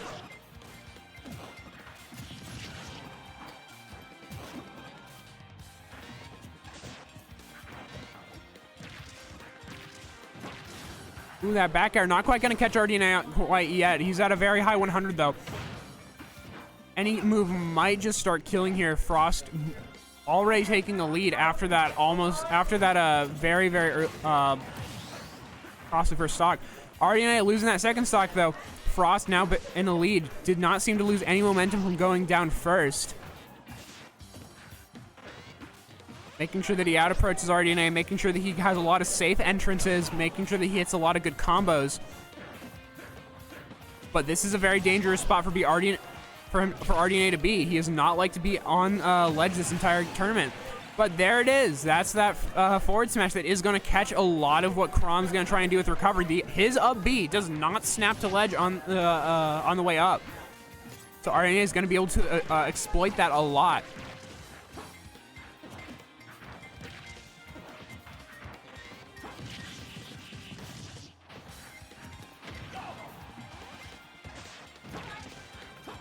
Frost Chrom making sure to apply a lot of good pressure, put RDNA back on ledge, making sure that he tries to keep him there. Try to get a good ledge kill early, but not quite going to do it right now. RDNA sending Frost just off to the ledge, but already both these players moving back to center stage. Kind of resetting neutral despite being last stock, very high percentages.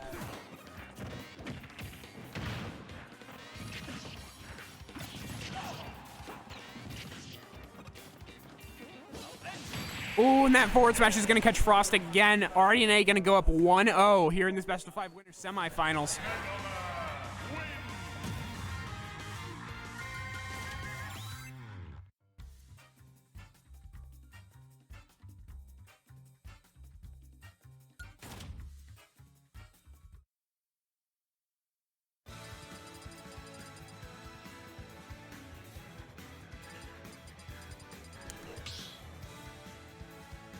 All right, in game 2, it looks like we are going to head to small battlefield here. Character run back. Frost is going to see if he can try and figure out a way to play around a lot of what RDNA is going to do on stage, try to keep him off stage, apply a lot of pressure to him. RDNA going to make sure that he just keeps doing what he's doing, apply a lot of projectile pressure to a character who struggles a lot against it, especially off stage. Already, RDNA putting on a lot of good pressure, making sure to space him out. If Chrom's not near you, he's going to struggle, especially against a character with a lot of good projectiles like Mega Man. Alrighty, Frost making sure to chain a lot of aerial sword moves into play. RDNA pretty far off stage, but he's going to make it back. Frost is just going to go back to center stage. Try to play a little bit of neutral right now while they're both at moderate percents. RDNA, though, we're trying to go for the down air already to try and finish out this first stock. Not quite going to do it yet. Resetting in neutral, throwing out a lot of projectiles, throwing out a lot of space swords. Back air going to catch Frost high, make sure that he gets off stage. He's going to get caught in that up B instead of landing the forward smash like RDNA would have wanted. That's going to allow Frost to recover. And was that back? I think that was back air is going to take that stock. Frost pretty far off stage, but he's going to be able to air dodge back. Up B's back to the ledge. Just trying to play pretty close to ledge right now. That forward smash, though, is going to catch him. Very dangerous play there to stay that close to ledge right now. He's not going to be able to catch anything on RDNA. Frost will.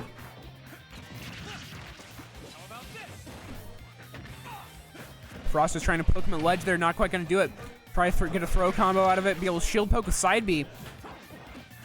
Frost is trying to cover a lot of RDNA's approaches from ledge, and that forward smash almost going to take it. Not quite, though. RDNA sitting at 85. A lot of the smash attacks are going to start doing it, but still needs to play a little more careful of a game because RDNA can just kind of pull things back with a lot of these good combos that Mega Man can throw out at him.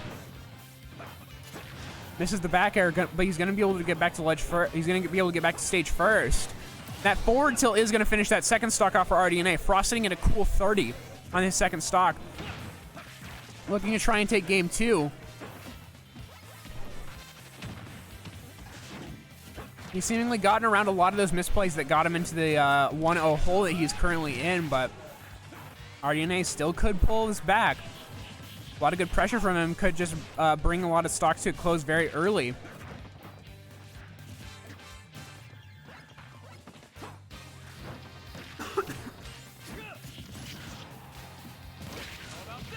RDNA gonna get caught in the up B. Frost gonna get knocked to the ledge. RDNA not gonna be able to follow up too much. He still has to play a very patient game. Crom can just kind of kill him very quickly. RDNA wants to finish his stock, but that side B gonna knock him pretty far off stage. With a good edge guard here from Frost, might be able to do it. That up air not quite gonna take it. Send him pretty far up into the air, but not quite gonna do it. Forward tilt though will finish that out. Frost gonna take game 2. Pretty solid 2 stock. Just good adaptation overall from Frost.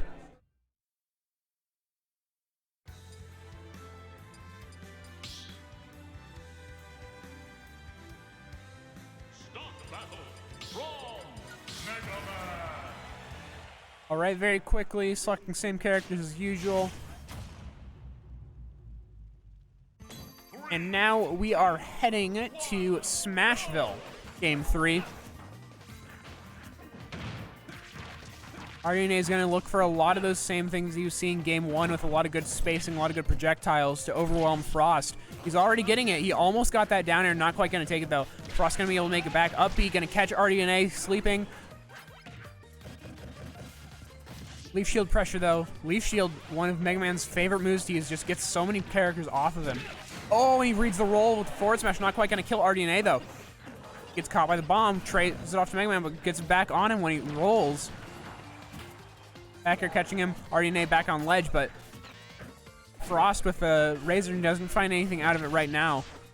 Just trying to find a way to kill RDNA right now. He's sitting at almost 120.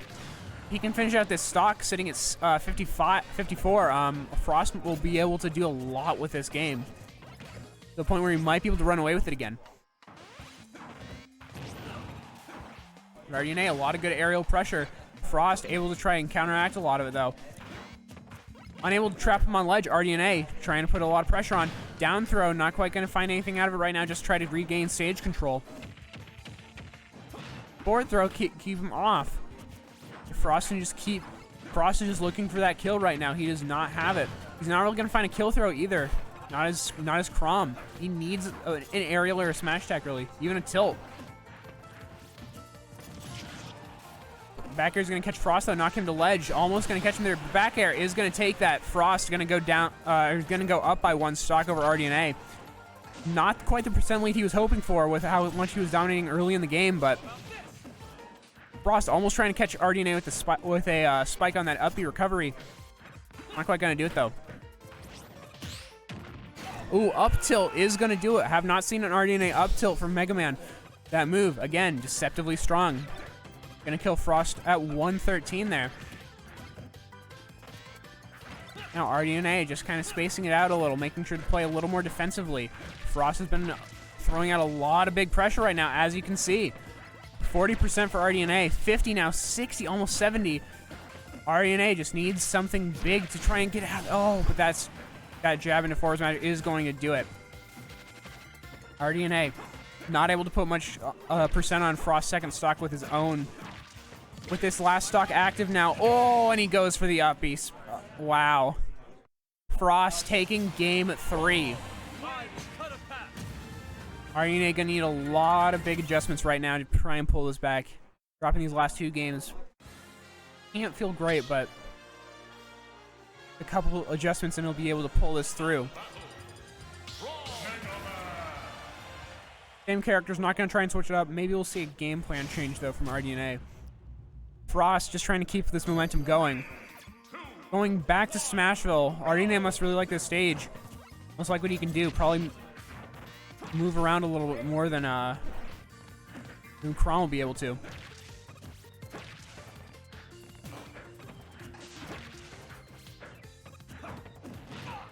Already, RDNA putting on a lot more pressure than he was last game, despite the percent difference. Just because Kron can hit a lot harder than Mega Man can. Spacing out a lot more with projectiles, a lot of that back air. Those pellets are absolutely brutal for Kron. Ooh, up B, not quite going to take it, but it's going to shift a little bit more momentum in Frost's favor.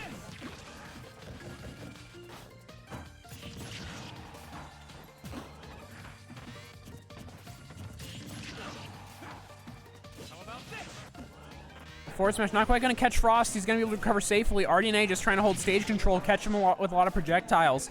Frost in a very dangerous spot. Down tilt's going to catch Frost off guard, and that forward smash is going to finish out that stock. RDNA with a lead, something he desperately needs. He needs to put a lot of percent on right now, though.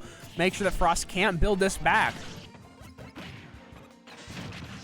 On forward smash trade, he's going to take that with a Razor Blade. Not quite what he wants. He does not want to really trade right now with Kron, but Razor Blade, his own move, he's going to be fine with trading. He's going to get caught in his own bomb explosion. That almost could have been very, very devastating for RDNA, but he's going to be able to make it back to center stage, try and space out Frost a little bit more. Those pellets, absolutely vital to this game plan right now. Frost still not really finding a great way to play around it. Frost able to air dodge back to ledge. Very, very huge. If he had been caught in that down air, that might have been just the game in general, unless something crazy happened. Forward smash, again. Frost had not been caught by those last two games, and finally here it is, and RDNA sitting up with 3 stocks at 110. Forward smash is going to take that, though. RDNA going to drop to his second stock. Frost still sitting at a very low 4%. But he needs to do a lot right now to bring this back, but he has been able to apply a lot of pressure. If he can just get a couple good openings, he might be able to finish out this set against RDNA.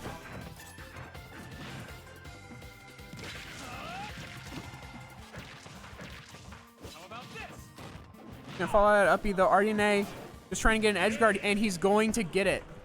That is gonna force game 5.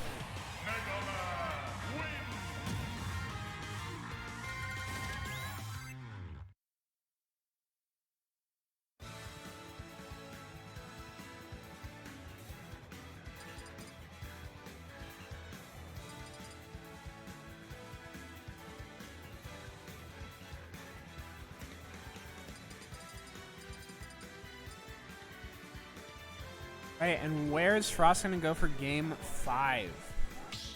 He's gonna, like, we're gonna be going Town and City. RDNA does not look happy with that choice right now. Let's see if he can carry over some of that good momentum he had going game 4. Still get Frost to play a little bit more on his back foot. 3, 2, 1, go! RDNA is going to have a little more space to try and play around a lot of that sword.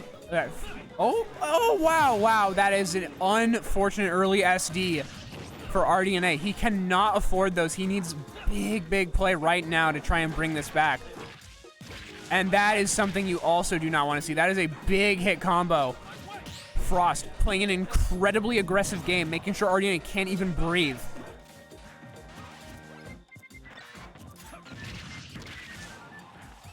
Frost, just so much pressure. Absolutely incredible play there for RDNA.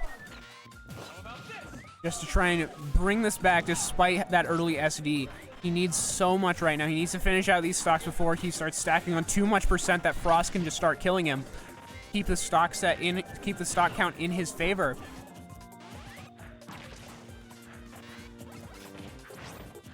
RDNA still a little shaken by that, you can see. He's not really playing the same game that he was before. Caught by that back air, sitting at 115, and that is going to do that stock. Frost sitting at 3 stocks right now. RDNA needs so much that he does not have. Oh, that spike hurts. Frost with a quick 3-stock game 5. Wow, you absolutely brutal.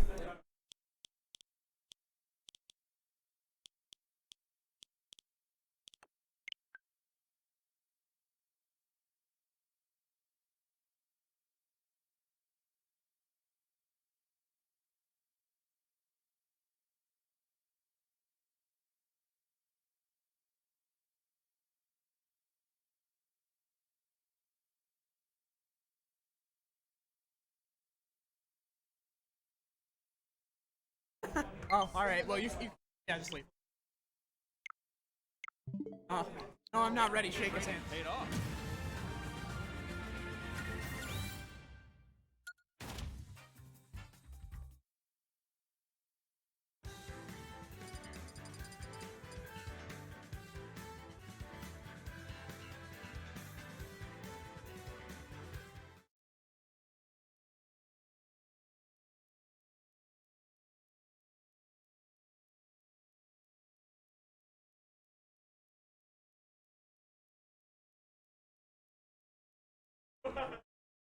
Right, and it looks like we're going to see a run back of a very, very common matchup here that we see in this top 8 situation. GCU Bethel 3D, GCU McDale.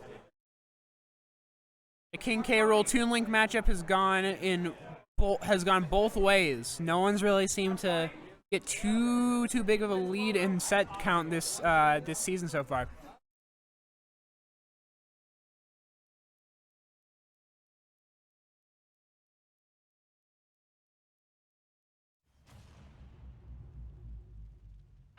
All right, here we go, heading to PS2. What to say about this matchup that has not been said already in the numerous times they've met? Bethel going to be looking to avoid a lot of these big hit combos, trying to hit his own with a lot of projectiles. McDale just going to try and avoid a lot of what Bethel wants to do, make him play his own aggressive game.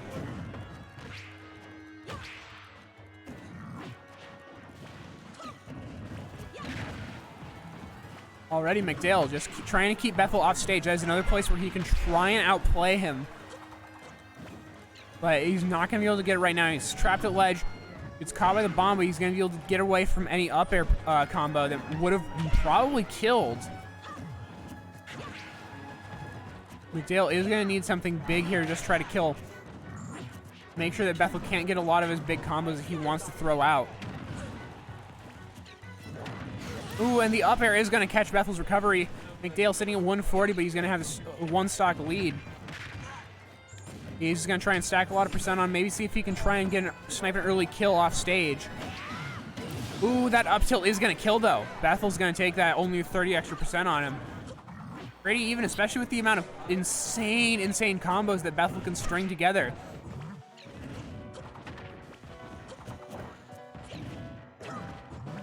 Bomb is going to kind of reset him to neutral each time they both get hit by it, though. Bethel getting a lot of those good combos with bomb into up air. But McDale able to break it. Nair is an incredible combo breaking tool. Ooh, that forward air is going to catch McDale, but he's going to be pretty far off. Not quite going to kill. That bomb into forward air is going to catch, though. McDale was hoping it would snap to the ledge. Not quite going to get it, though. McDale trying to get the counter there. Not quite going to get it. Nair out of that combo. Try to see if he can get this stock. Bethel sitting at 88. McDale now at 80 as well. Bethel's gonna be able to McDale's gonna be able to make it back, but Bethel's gonna get him pretty far off stage. See if he can try and convert with these projectiles. Bomb. McDale's gonna be able to make it back, though. Not quite gonna get caught by that forwarder that Bethel want to throw out, but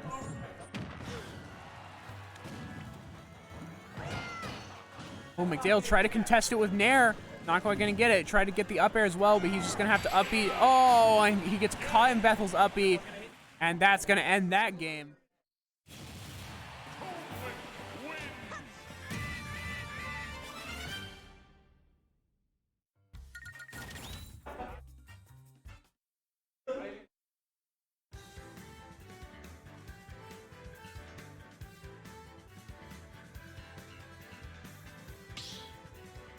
All right, and it is looking like we're going to head back to PS2 for this one.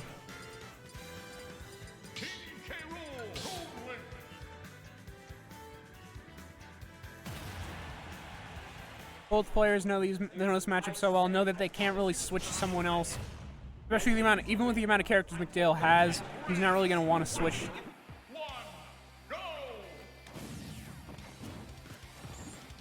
McDale might try to take. He's going to take a lot more of an aggressive option game plan this early on, though. Very interesting choice. Maybe try to get Bethel to play a little bit off tempo. See if he can change it up a little. That not quite going to edge guard properly. Down air is going to get the sour spot. Just knock Bethel back on stage.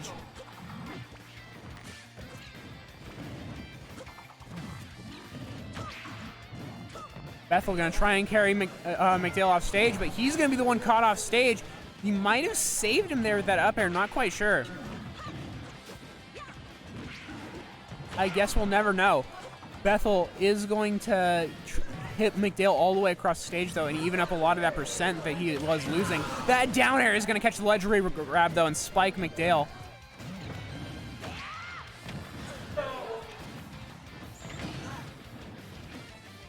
Be able to out nair that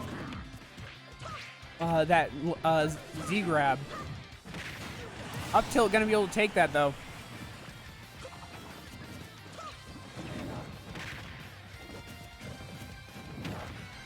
McDale just trying to apply a lot of pressure. See if he can maybe try and get something cheeky off stage.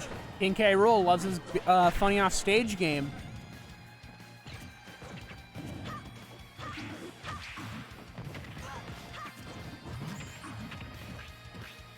Oh, and a good jab block from Bethel there. Going to knock McDale pretty far. Equal percents, equal stocks right now. But McDale is going to get that dash attack knocked pretty far off stage. He's going to combo out. He's going to get a bad combo out of that. That back air, beefy. It's going to kill Bethel all the way across the stage. But that forward smash also going to, or forward air also going to take it.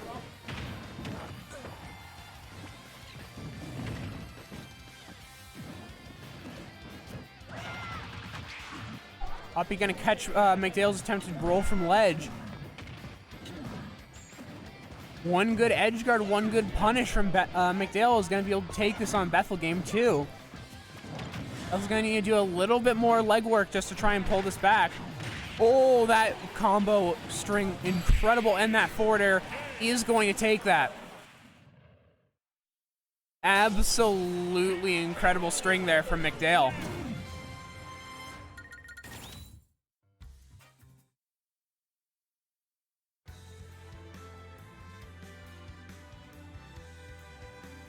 Andrew, that's what I am.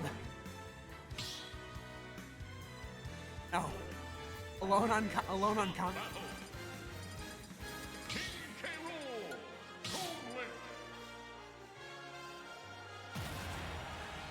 I made me gunner now.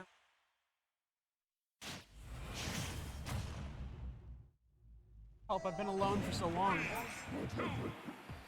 All right. No, I'm totally fine with it. Oh, the Gnomes is back. Welcome, Gnomes. Oh, we got a McDale versus Bethel. These are always interesting. Oh no, yeah. Both of them are playing the same act. They've been playing the same stage, but both of them games so far have had very, very different outcomes. Oh, it's very interesting. I love watching these games because honestly, it's a toss-up on who's going to win. It's either Bethel's going to come back with all those and just become McDale, or McDale's just going to hit hard and hit heavy and kill Toon Link at like 100. Oh yeah. That's been a lot of what's happening right now. McDale's been able to get a lot of cheeky stuff off stage, too. Yeah. Looks like Bethel right now has stage. Still needs to find a way to get back on, and thankfully, because he's K-Roll, can at least get to center stage, but unfortunately, he's immediately shut by Bethel. Bethel has a lot of good stage control options. A lot of those projectiles that she loves to throw out, and the fact that Bethel knows how to combo out of pretty much anything, something you don't really see often. It's always very nice to see these types of games because even though K-Roll doesn't have a lot of projectiles, McDale does use them very, very well. They both are able to use projectiles. Looks like with that throw, Bethel's going to take the first stop, but McDale is not far behind. Absolutely not, especially with how fast K-Rool can kill this light Toon Link. Might be able to catch something right here. Looks like that armor is really going to help him as Bethel tried to cover on stage. That was a great bomb recovery. Bomb is going to be able to make him back though, yeah. Unfortunately, McDale, though, has got those projectiles. He's definitely trying to keep Bethel off stage as much as he can. Absolutely. The amount of stage control that NK Rule can surprisingly perform with a lot of the projectiles, absolutely. I tell you, McDale is definitely trying to make the best use that he can out of those neutrals, knowing that the armor is on it. It has been able to work so far, but Bethel was able to take backstage.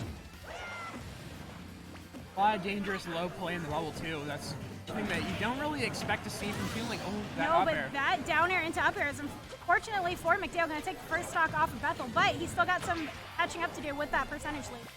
Yeah, absolutely. McDale sitting at 117, not quite the position to be in, but if he can regain stage control, he might be able to string together a little bit of a combo just to pick up that percent at least. Thankfully, because of that armor, he's able to not get hit by the boomerang, and it gave him a second to be able to start playing neutral again, but unfortunately, Bethel just immediately took it right back. Absolutely. His bombs are definitely keeping McDale off the stage, doing the best that he can, and that, thankfully, that down tilt? I think that was down tilt clanking. Definitely trying to do the best he can, and you can definitely see Bethel trying to combo with the bomb, and fortunately for McDale, he was able to turn the tide, taking that stock at 100, but he's in a dangerous present zone right now. Absolutely. Give Bethel one more hit, and he's gonna be going. Absolutely. McDale just very, very dangerous position, but 4% he can stack on before losing this stock. The more he can just wait out a lot of what Bethel wants to do, the better. Again, I'm watching that armor come in clutch for K-Rool, and that down smash really adding on percent. McDale's got stage control. This is a very dangerous spot for Bethel as those neutral layers try. And he uppies around him to make sure that he does not catch him to allow him to recover. I was going to say, that was a very good comeback from McDale. He still had 2 stocks by the end of that match. He did. He still was sitting at 211 with 2 stocks. That was impressive. Poor Bethel was just unable to recover. Let me tell you, those down smashes and neutral airs, McDale's just really good at using those and keeping him off stage by using those moves, and he just could not get back on. Absolutely. Never expect to see King K Rool throughout down smash and neutral, but McDale's absolutely incredible at utilizing it properly. You never expect to see 3 in neutral either, and he'll sometimes do that back to back. All right, on to the next match we go. Still on PS2. Really gotta wonder, just like, why do both these competitors 4 games now, PS2 every single time? They really must love the stage, and McDale's getting a very early lead there with percent, able to kind of take on stage control. Looks like Bethel may have been able to keep him off, but unfortunately McDale was just immediately able to do that. That up smash really doing a number there. Critical play, very, very interesting. Ooh, that back air. That back air was really coming in clutch. I was not expecting to be able to not get hit or have like that armor. Every single time I see the armor come out, it surprised me because I feel like McDale knows when the armor is going to come out and uses it to his advantage. NK Rool's armor is just incredible at allowing to play around a lot of scenarios that other characters that with his size can't really deal with as well. Looks like right now Bethel does have stage. How this game's been going, I'm sure McDale is going to be able to get it back, hopefully relatively. And with that grab, he definitely did, and honestly it was close to killing. Impressive up throw. Anything to start killing out that forward air especially.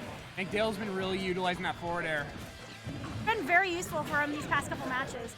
He's also utilizing, I've noticed the crown is he's more utilizing it looks like for that super armor, but unfortunately that jab block is going to end up taking off his first stock.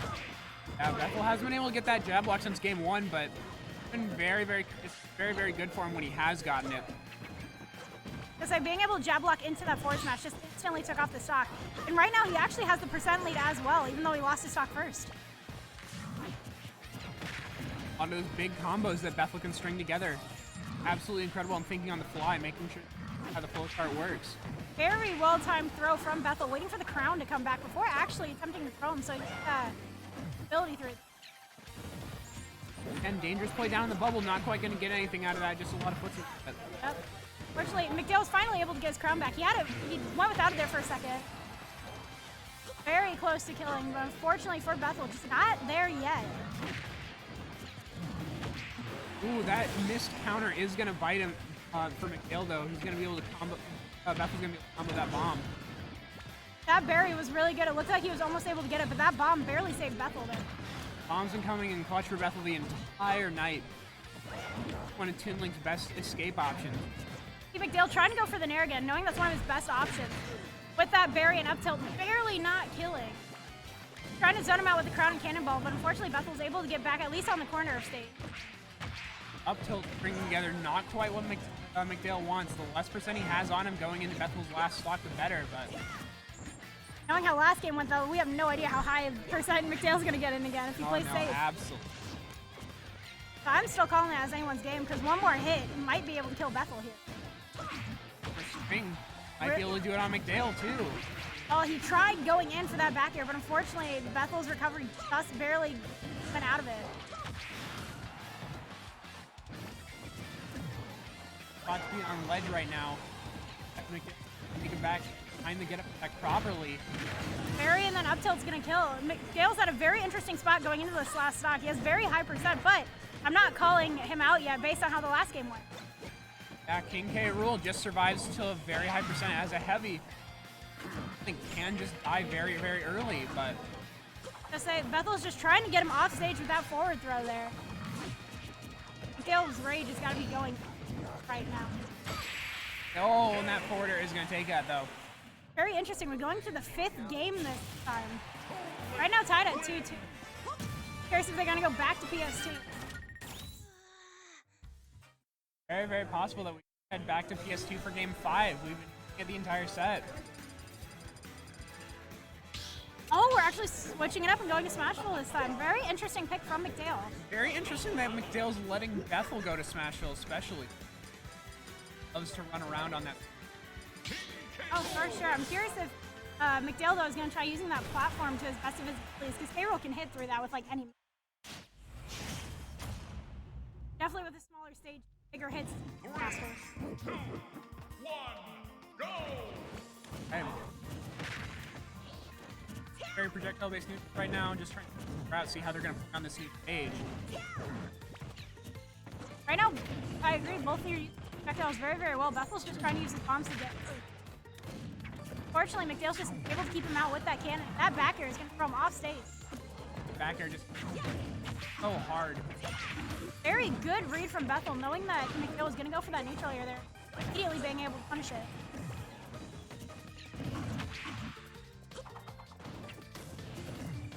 That down air would have been fatal if he timed that right.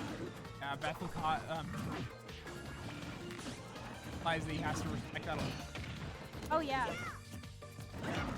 Definitely very even in percent as we're doing this, but McDale has stage control right now, but with the neutral getup and an up smash, Bethel's going to take back stage control, like that. Oh, that out there is that platform though. And there's that forward air. That forward air has been very deadly for Bethel these past couple games. That forward air wells for Bethel. I was going to say, both forward airs are just being able to kill both of your opponents here. I've been like trying to pay attention to how stocks are ended. It looks like forward airs definitely in it for both of them. Yeah, both characters really like their strong forward airs. Impressive grab, able to reach that forward air coming out as we were talking about. Fortunately, that recovery from Toon Link is going to get him punished a little. Good parry coming out from Bethel to take care of the cannon.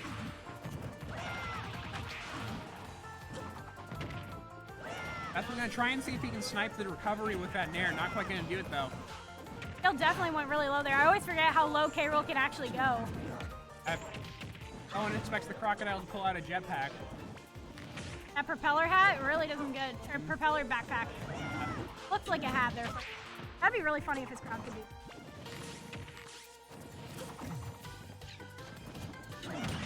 Ooh, tries to good get that down air into up smash. Barely not killing, but the up air is going to do it. Does also really like to use a lot of that critical try and kill top. Looks like Bethel's able to check a little bit. As McDale flying around in the air. Definitely trying to use those bombs to his... It almost worked. Fortunately for McDale, was able to get back on stage A-okay. Cover pretty low under the stage, making sure that a lot of the bombs can't. I feel like this entire match is just playing who's off stage next. Because usually when one gets back on, the other is immediately off. Isn't really a lot of stage. There isn't really a lot of on-stage players. They're both just really showing their style off stage. I think it's really well done seeing how both of these guys can ledge trap. Hale's sitting at a very dangerous 203, but again, it's not. It does not matter. Hale's really trying. And watching this like try to kill McDale. Unfortunately, he just mistimed it a little bit. The bomb was just a little too high. Is that an air catch? No, he Good tech from McDill with the down smash. He's gonna take it. Wow. Oh my goodness. An incredible end to game 5 there. McDill definitely had a small pop off there when that down smash hit. That was impressive. I was gonna say, if you guys could go back and watch that, McDale definitely freaked out in his camera a little bit, and it was really interesting to watch. It was fun. No, yeah, that was absolutely incredible. I love watching the pop-offs. I love watching them.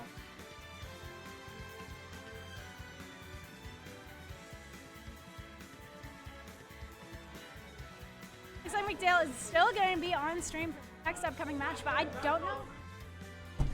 I don't know who his opponent is yet. Not on. Oh, not. Oh, wow.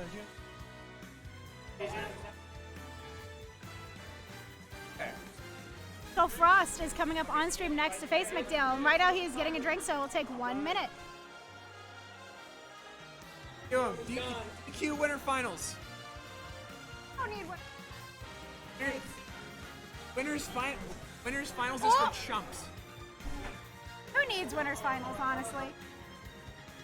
Oh, the Chad Adam himself. Look at this guy. Look at this guy. Look at how cool this guy is. Everyone take a time and thank our TO. Thank you, Adam. Genuinely amazing TOs we have here. Although you don't see them a lot on stream, well, you don't see a lot of the behind the scenes on stream, we have a lot of people who definitely put their time and effort to making sure this tournament runs right. People like Adam, who's over there in the background doing Adam things. We definitely have Shane, who runs our computers, for everyone who helps out with stream, including Casey. I know Mason helped out today. We got Andrew on stream right now. Thank you to everyone who's been able to help and make this number 50 as great as it has been.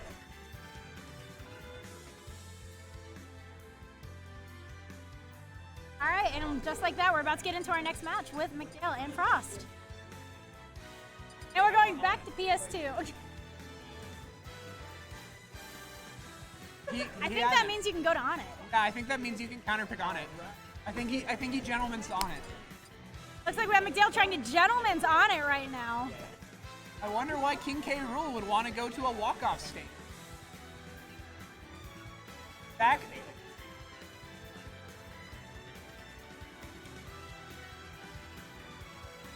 I'm gonna get RDNA to our coach. We're still waiting. I'm gonna give another shout out to good old Highlight Electronics, our controller buddy over here, Mark. So it was an amazing job. I've seen him fix a lot of controllers this tournament. Highly recommend you check him up.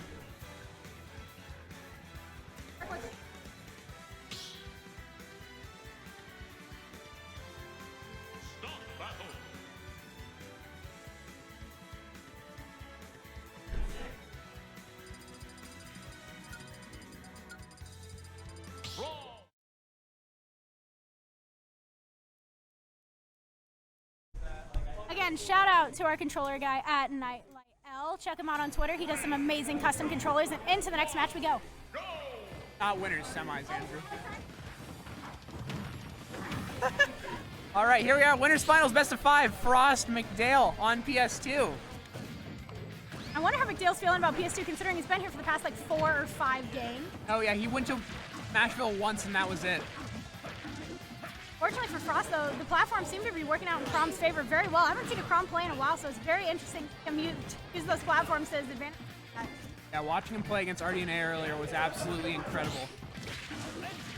I'm very interested to see how his recovery is going to go with Price 2 counter. Oh, absolutely. Counters, RDNA, I watched RDNA forward smash a lot of those up Bs with Mega Man. Ooh, down smash gonna kill from center stage. Very, very surprising. Ooh, big combo for Frost right there, putting McDale now at 50. Looks like it's already a pretty... And I turned away for 1 second to sing VeggieTales with my buddy. Oh yeah, McDale just down smashed at center stage and it worked. Welcome to McDale's world. It's McDale's world and we're all living in it.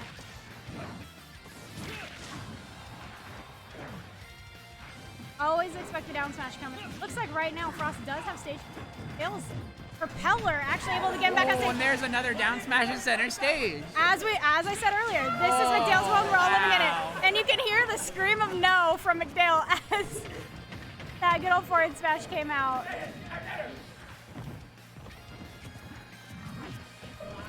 Frost is really able to take control. Looks like they're trying to feel each other out, trying to get into neutral, but Frost just can't approach with those projectiles that McDale's throwing out. Good parry off of Frost. That would have been a bad opportunity. That would have been a great opportunity for McDale. Bad for Frost if that hit. Oh no, Right, he's we're in carrying there. him across the stage. That up barely missing, and that up that smash. up smash not quite gonna connect. Counter going the wrong way? Interesting. Okay. Did he B reverse in the middle of the counter? I have no idea. Either Never way, seen Frost that. has stage control right now. Okay. That counter did hit that forward smash though, and is giving McDale the stage control he needed. And if he got that third down smash down for the third kill, I would have cried. Oh, he goes for the nair, try to catch it. Oh. Very, very dangerous. And with that counter, that is counter. the end of the first game. Very good showing from Frost though. Watching him juggle McDale like that for a while was honestly enjoyable, but unfortunately McDale's down smash is just down smash and counter, man. Watch out for McDale. Yeah.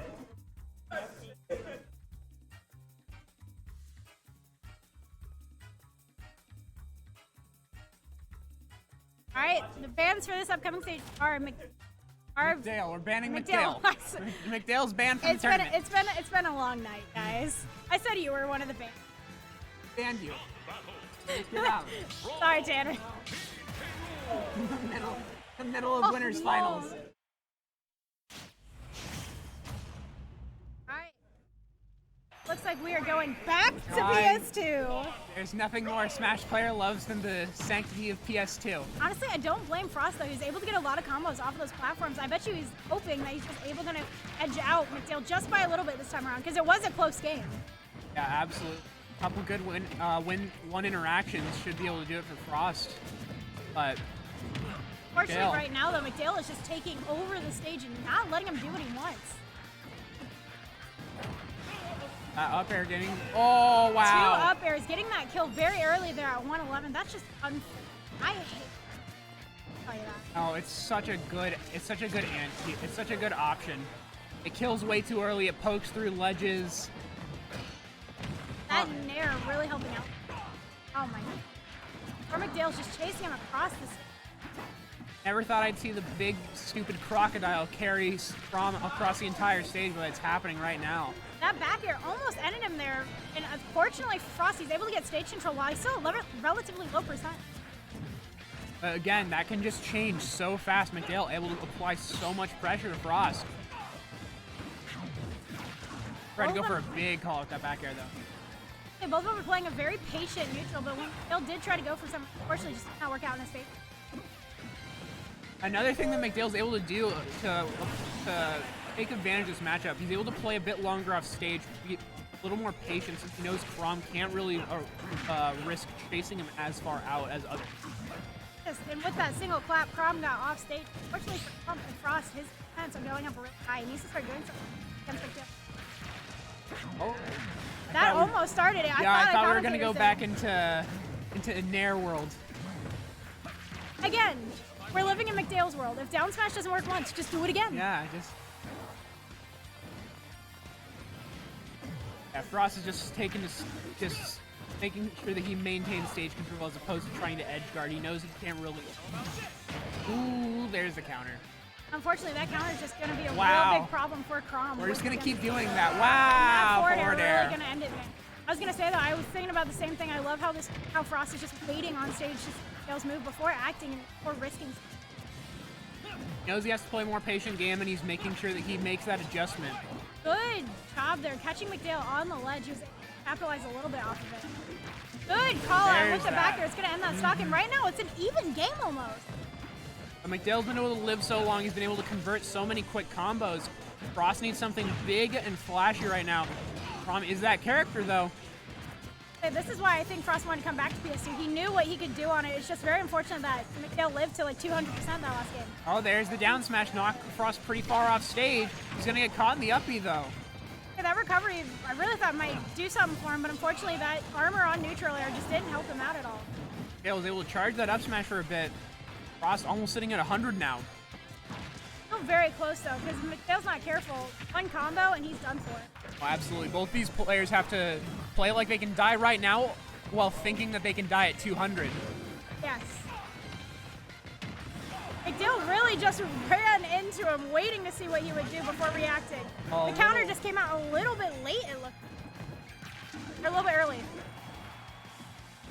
Frost keeping McDale pretty far off stage right now. One forward air or back air might be able to do that. Putting that in neutral air really does a lot, and those jabs are gonna be able to get Frost off stage. He tried to nair it, and with that back air, he's able to get that game. That is why Frost wanted to come back to PS2. That was a very, very calculated decision on his part, and it definitely worked out in his favor. Oh, absolutely. Beautiful, beautiful adaptation there from Frost, making sure that he knows how to play against a lot of what McDale wants.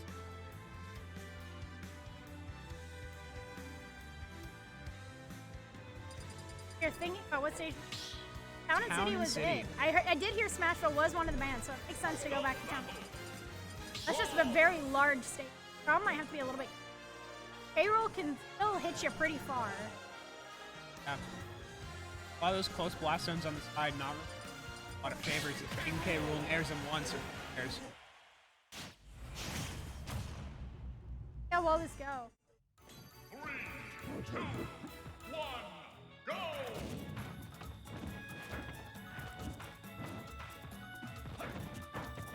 A lot of patient play right now, just both of them trying to feel out how they were going to play on this new stage. Dale, again, already trying to take advantage of Crom's weak off-stage disadvantage state. So McDale definitely takes advantage of that, but fortunately for Frost, he was able to come back, but with that single grab, McDale really went for that. He really tried to go for the cannonballs, for the cannon sec. I don't even know if he would have cannon sighted it. I think he just wanted him off. Oh, wow. That was almost dangerous. He played with that platform a little. That would have been the end of it. Oh yeah, he almost just jabbed him into the blast zone when that platform was leaving. I love McDale's random down smashes on stage. That back air is definitely doing a number on McDale as he's just flown off into the blast zone. Oh yeah, he needs to play very, very careful right now. Yep, there it goes. And that's why. That blast zone is definitely working well in that back air stage.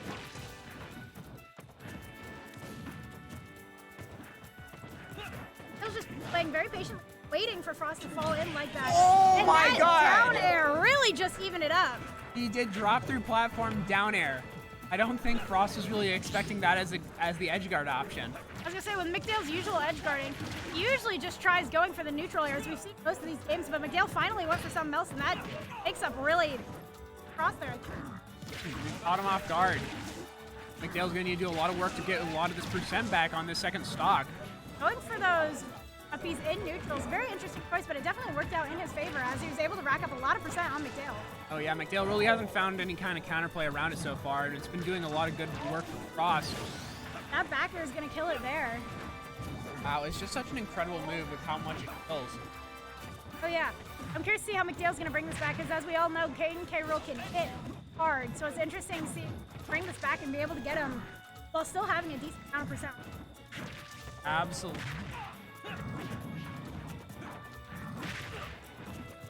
That crown is really coming in McDale's favor, and that counter really did help him there. I wonder if McDale's just going to start trying to throw out more counters to try and break whatever combo Frost is going to try and start. And that crown, he's definitely using that crown to his advantage because he knows that projectile is going to be able to hold Frost out for a little bit. He can be able to counter his next move. Absolutely. Oh, the up smash. Wow. Barry into up smash is going to bring us down to one stock each, but McDale's still at a very dangerous position. He has to watch out for that crown back air. Oh, but already, McDale making up a lot of that percent. Already halfway to being going to have 40%. With how hard King K. Rool can hit, it's basically even. Ooh, dash attack almost. Very, very dangerous play. I saw McDale waiting on the platform again. I'm curious if he was thinking he was going to go for another down air there. McDale's just constantly getting him off stage, and he almost was able to use that air dodge, but unfortunately just didn't make it. Oh, and that down smash. Wow. Very impressive showing from McDale, able to take that second game off. FD and Yoshi's are McDale's. What exactly Frost is going to do to counter?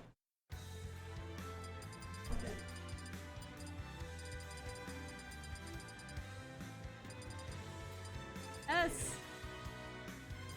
Last we saw it was Mario Bros.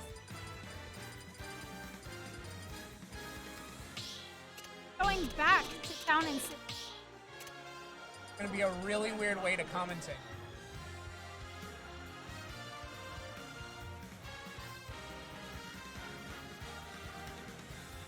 Looks like we are taking as RTO lovingly jumps up on our table and turns back on our projector.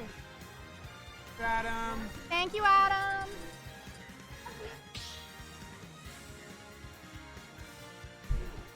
This is why I love Adam. Awkward handholds, best. Adam is best boy. Alright, but it did look like we are going back to town and city. Maybe Ross is thinking same thing he did on PS2. Let me turn this around here. I will admit it was very, very close again. Absolutely. Couple good plays by McDale was able to put that game away in his favor, but Eddie 50% on him. That platform saved him. I think that if that platform wasn't there, he may have been spiked there. Stop using the controller, really just using that a lot more once he noticed it's been working. Dale should find a counter for that soon. Not get hit by that anymore. Like he's trying to find a way now to play around that uppy. Very dangerous spot if he gets hit by it, but big payoff if he avoids it. That counter. Good edge guard. McDale's really been using that counter. Like I said at the start of the match, I hope to see him use that, but woo!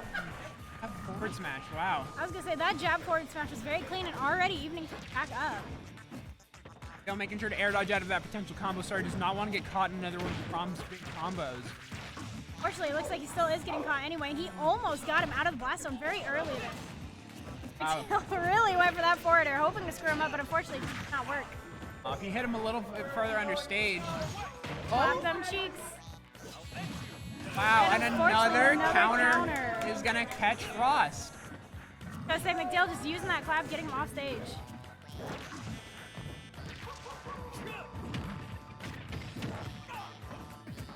Oh, the call-out forward smash! Good read coming in from McDale. Everyone got hype about that one in here.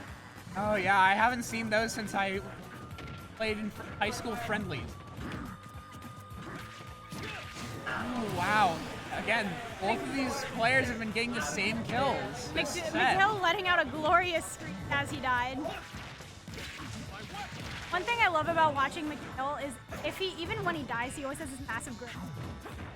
Playing him. He's a very, very, he's a player who's full of a lot of emotes. Yes. Oh, wow, I I thought would have up gone tilt for was something almost else gonna- there. I don't know if up tilt would have killed. I would maybe gone for a up smash or even fair. Up smash, up air, maybe even a forward smash. McDale special and go for a down smash. Oh, obviously. Yeah, always go for that. How dare we even? Yeah. That platform almost screwed. Yeah, if he hadn't acted fast enough. Oh, wow. That tilt into forward smash, really ending it there. I saw a small little pop up from Frost. Okay, you go, Frost. He deserves it. He Oh, pulled he it back. definitely deserves it. Same bands as we're going into the 5th and final game of this set. Very impressive sets coming out today. Every single set that I've witnessed has almost gone 5 games. It's been very fun to watch. Like we're just heading back to town and city though. Curious what the thought process was behind that, considering McDale should have picked it. Maybe he thinks he can get it back here. That might just be a game plan change from McDale. Still seeing the Crom and King K roll. No changes yet.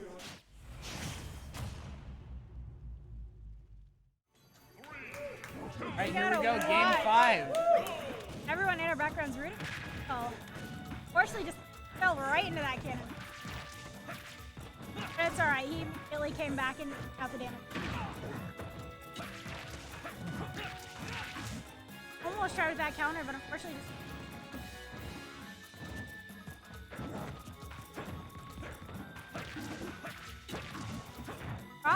Frost really knows his combos. And I'm almost always assuming McDale's in a world of hurt.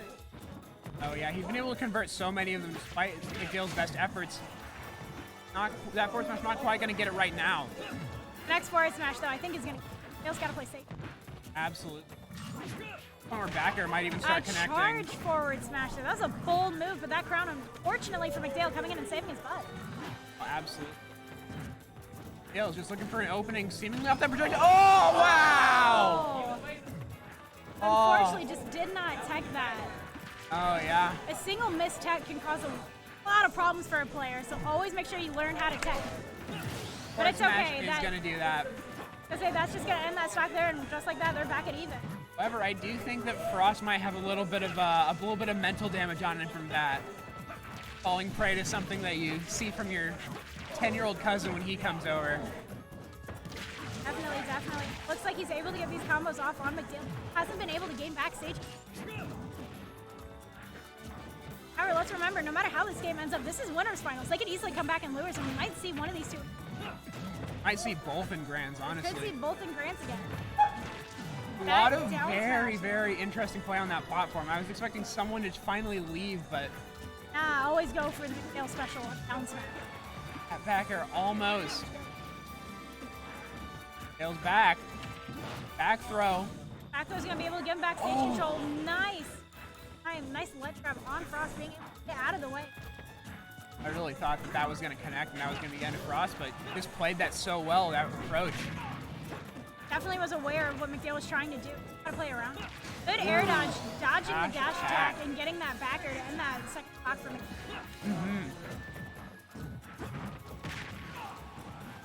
McDale hitting him with the clapping.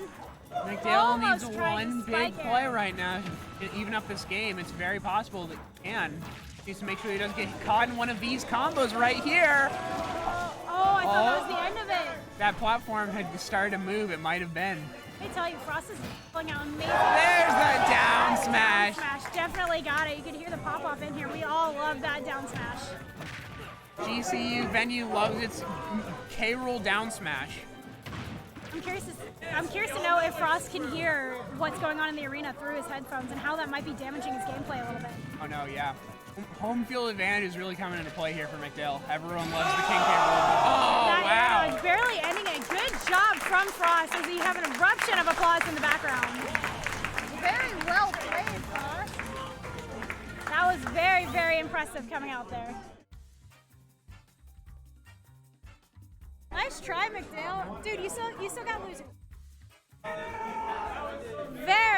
Very impressive set. Very fun to watch, too. Oh, no, absolutely. There's nothing I love more than watching King K rule at the highest level. Oh, yeah, and there's nothing more that I watch than seeing pop-off of everyone in the arena when everyone gets involved. It is just so much fun, and if everyone gets involved, it really raises the energy in the arena. Absolutely. Coney versus RDNA, and it's gone an 18-minute long set, so hopefully this ends soon. All right. I don't know if you could hear RTO Adam, but we have one set going on. It's Coney versus RDNA. This has been an 18-minute set. You can see them over there in the corner. They've been going on for 18 minutes, so hopefully this set ends up soon, and we should be able to get another stream game coming up for you soon. Almost like 30 timeouts. Just say. On that timer. Oh my god. I'll tell you, that's going to be an interesting VOD to watch later. We have a second stream going on for VODs, and I'm hoping these two learn a lot from this VOD. I think that's TV/Railmix. I believe that's correct. I believe that's our Twitch.tv/Railmix. SRAILMIX.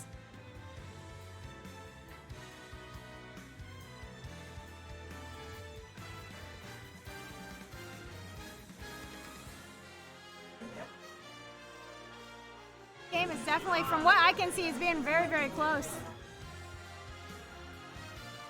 Yeah, I know.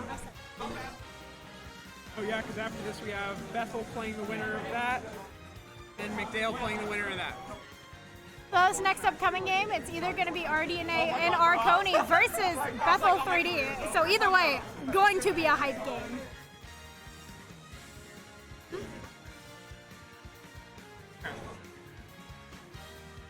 I don't know how to transition. I feel like, look at RTO vibing, but unfortunately we're going to take a small little break here as we wait for the end of this match, and we hope to see you guys soon.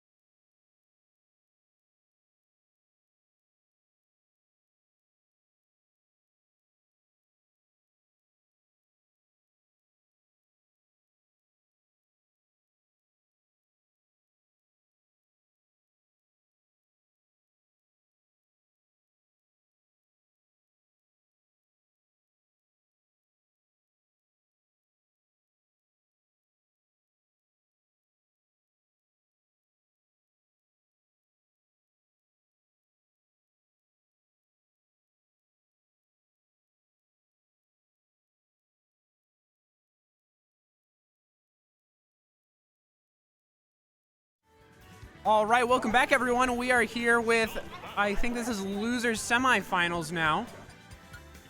Bethel 3D and Arconi.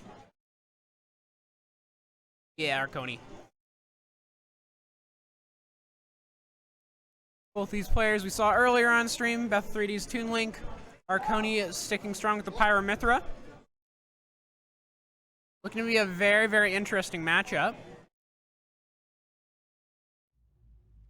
And game one heading to PS2. All right. Right now, Bethel looking to space out a lot of Mithra's approach options with projectiles. Just try to avoid a lot of these fast combos that Toon Link does not want to be hit for. Getting Toon Link to a high percent is exactly what Arconi wants to do, though. The sooner that Pyra can come out, the sooner that Arconi can kill, the sooner that this game can be over for him.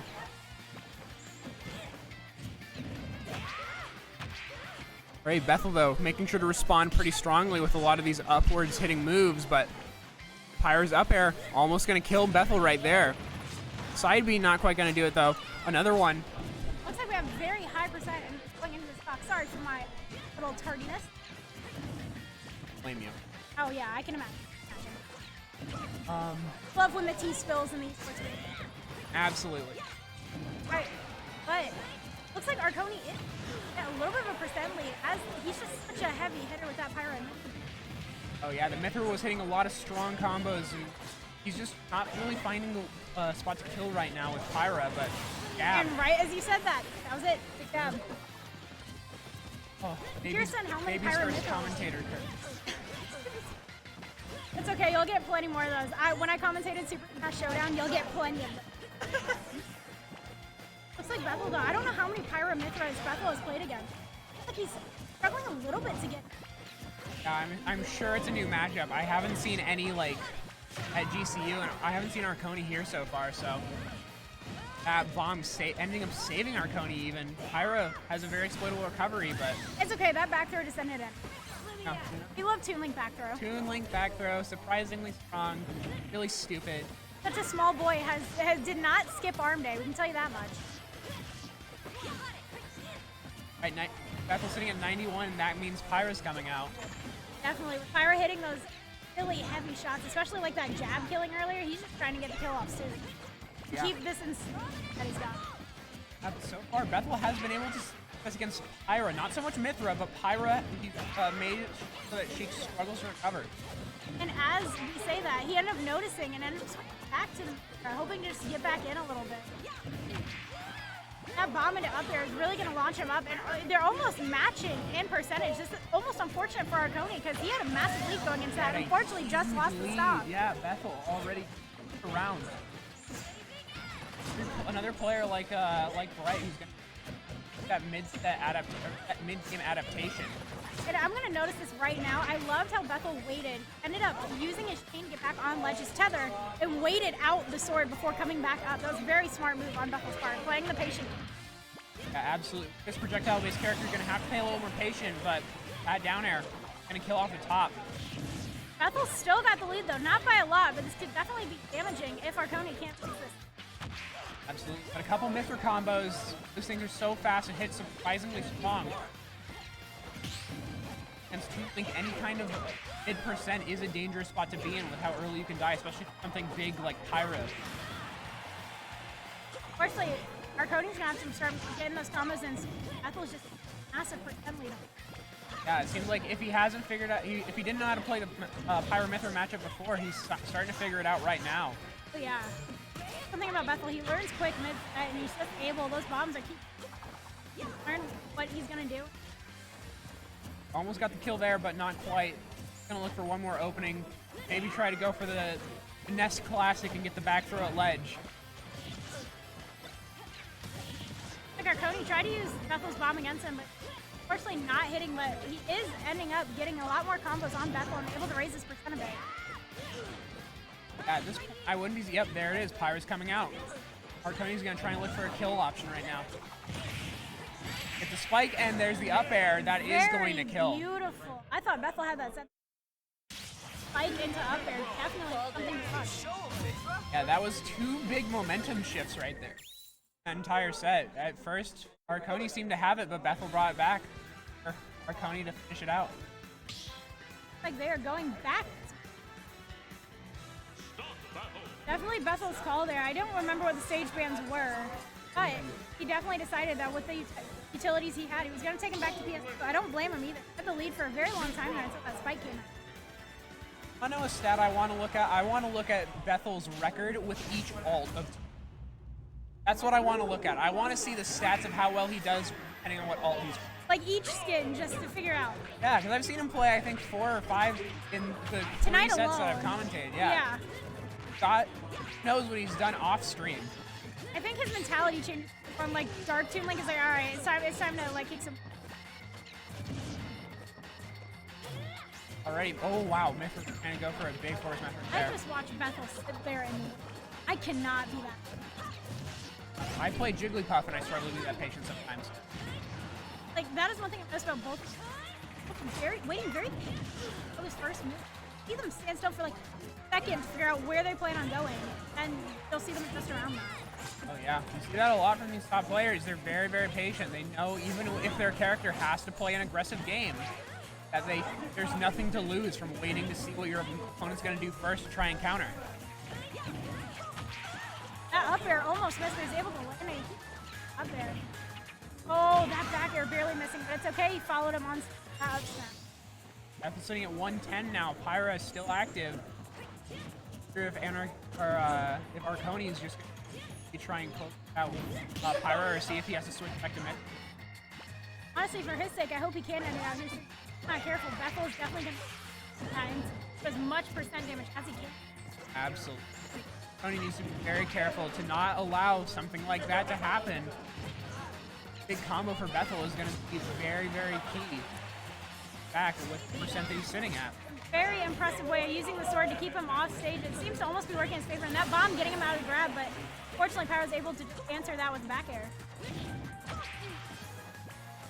Bomb still breaking a lot of those combos that Bethel's been trapped in entire tournament so far, making it so that he can start making anyone else's combos his.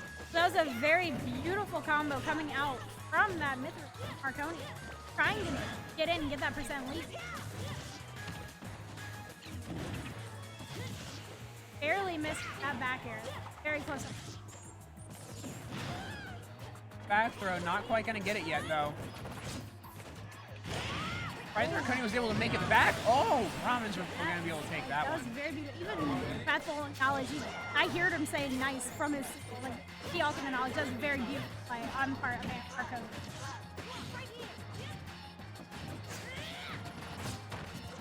That sword just trying to get him to zone out a little bit, trying to match Bethel's zoning with the projectile.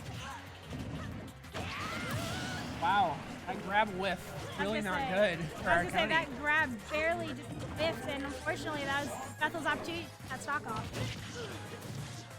Again, any combo right here. I wouldn't be surprised if Pyra starts coming out soon. I think there's the switch. There it is, yup. Bethel's caught pretty far off stage. He needs something a little nice. Oh, up B is gonna catch the ledge grab.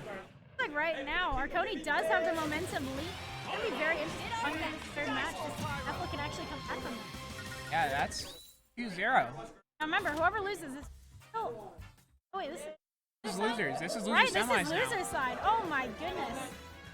So once this is out, they're out. And let me tell you, getting Bethel out this early would honestly be impressive. Bethel usually makes it pretty far. Not like he hasn't. This is still a massive achievement, but I'm used to seeing him go farther. Oh yeah, the last 2 tournaments he participated in, he was in Grands. Oh, The other two tournaments this year, he didn't participate. Yeah, so we'll see how this ends up going for him. See if he can end up pulling back the reverse sweep.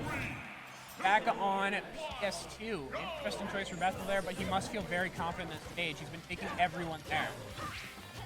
Same. Especially with all the other games. It seems like all of our top competitors really do enjoy PS2.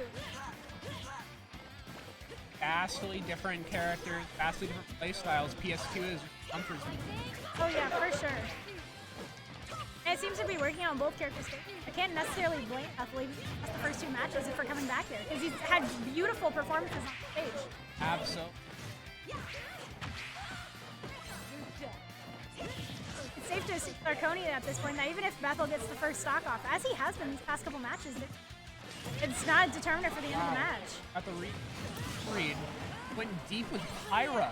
That was a very impressive play. We hadn't seen him go that deep into the pass zone before, so it was impressive to watch him follow Bethel like that. Yeah, and Bethel tried pulling out that read, but unfortunately It's especially incredible to see Arconi go to Pyra, a character that, of the two, you probably want to go off stage with less. Fortunately, though, that up smash is going to even things out. Just a small little percent lead going into this. But already Coming out with the Pyra, which means he's going to start trying to get those heavy hits and a kill early. And it looks like it's a lot of tactical switches. See if he can try and mix up on Bethel. That back air is very, very impressive. It's looking kind of dangerous for Bethel here, going into his last stock. Into his last stock of the turn.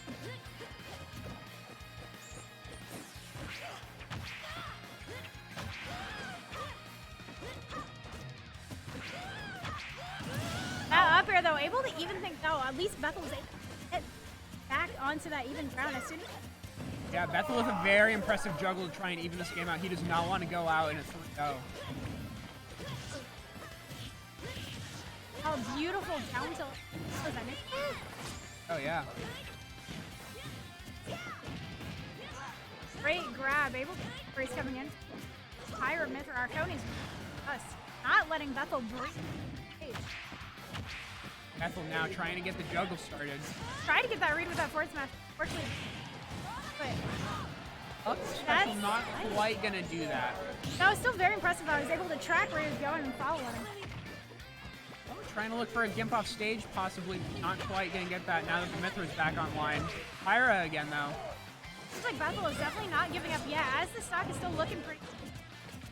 Yeah, it's very, very possible for Bethel to try and finish out this stock and try to take it to game 4. Bethel's just got to be extremely careful here because Pyra can hit really hard and this stock could end at any. Yeah, one mistake right there, just got hit by that down air. Hard. I love seeing Bethel use the offstage advantage as he tries to get his bomb back out. Very, very good hits and trying to get the kill with the back air. I thought that was going to kill him. I thought back throw was going to do it, but there's the forward tilt. Beautiful forward tilt. That was possibly the first game in a run back if he can pull it off. Bethel very well could just reverse 3-0 right now. He did just get a Nashville and Yoshi, so where we're going to go next. And it's Town and City. Very good pick coming out. Able to carry two across the entire state. Back up a lot of percent. Long comp. But we're also going to have to be careful for Bethel because I feel like Bethel could do the same thing just with his bombs and boomerangs. Oh, absolutely. Any string Bethel puts together, he's able to know exactly what to do out of any kind of situation. Had 3 games now to analyze how this pyramid works. Might be able to start putting it all together. I saw Bethel already changed, and I would have stayed on the Dark Tomb Link knowing that was my good luck charm. And number 6 that I've seen. I haven't seen the normal Toon Link until now. Sounds like a very Bethel move. Looks like right now they are very... Both are trying to just play the patient neutral game, trying to get stage control. None of them can hold it for too long. Comes Pyra just trying to see if now is time to snipe a kill. Trying to close it out as quick as he can, but Bethel's just not letting him as he gets back on stage. Dash attack gonna do that though. Very, very early kill. Was very early, but fortunately for Bethel, Arconi is at a higher percent, and with a couple combos, he could be off. But I just know Toon Link can sometimes struggle with killing, depending on how well he plays. Absolutely. Get bomb into a back air, maybe. I could just out this spot. Maybe an up air, depending on how high they are on the stage. Now Mithra just starting to string together a lot more of those combos. Bethel not really having a response yet. 60% that Bethel's just not going to get back right. 80% now. Bethel's going to need to get this second stock off, or first stock off soon. Catch up in that. But Anarchy is just, Arconi is just not letting him breathe. Ooh, and there we go with that back air. It's going to close out that first stock, but unfortunately for Bethel, he's already at 100%. That's a very dangerous spot if the Pyro comes. Mithra right now, because I think trying to link to where he can start comboing first stock without having to make the switch. Yeah, but that back air is going to end that stock there, so Bethel's got to be like very careful. He wasn't able to get any percent off that Pyro for a second stock yet.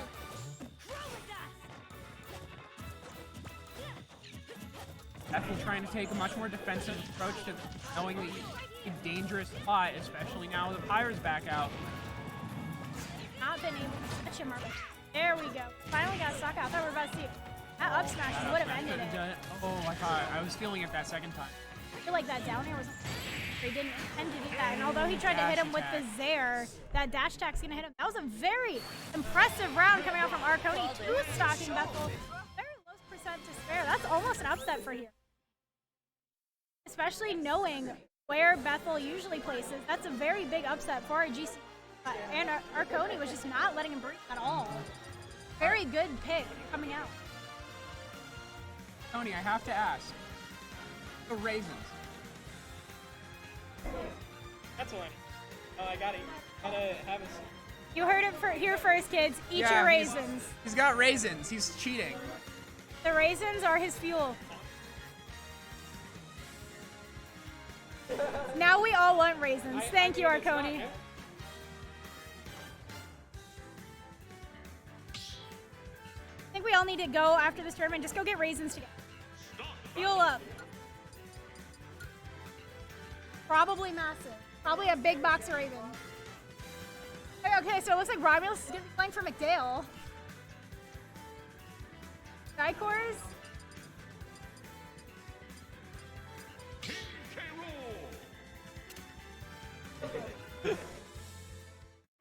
Alright. Although Dark Horse tried to be sneaky and play for McDale there in losers finals, McDale took the control back as he. Hey, losers finals, Firefox Friday 50. 5 McDale trying to look that run back into Grands. And we're back on PS2. Shocking no one. Wow, a Smash set that starts on PS2. Honestly, with the way this night's going, a Smash set in general that just doesn't go to PS2. It looks like McDale's able to take a quick early couple combos there, but I'm kind of worried for McDale because this Mithra is going to be able to bounce him around pretty easily with how big he is. Big character does not like to get hit by the sword. But McDale, it's not really a character issue with McDale, it's just a player thing. Oh, wow! That was a beautiful read on McDale, being able to turn on up smashing through the platform and just miss the tech. Unfortunately, missed techs can really just end the stock that early.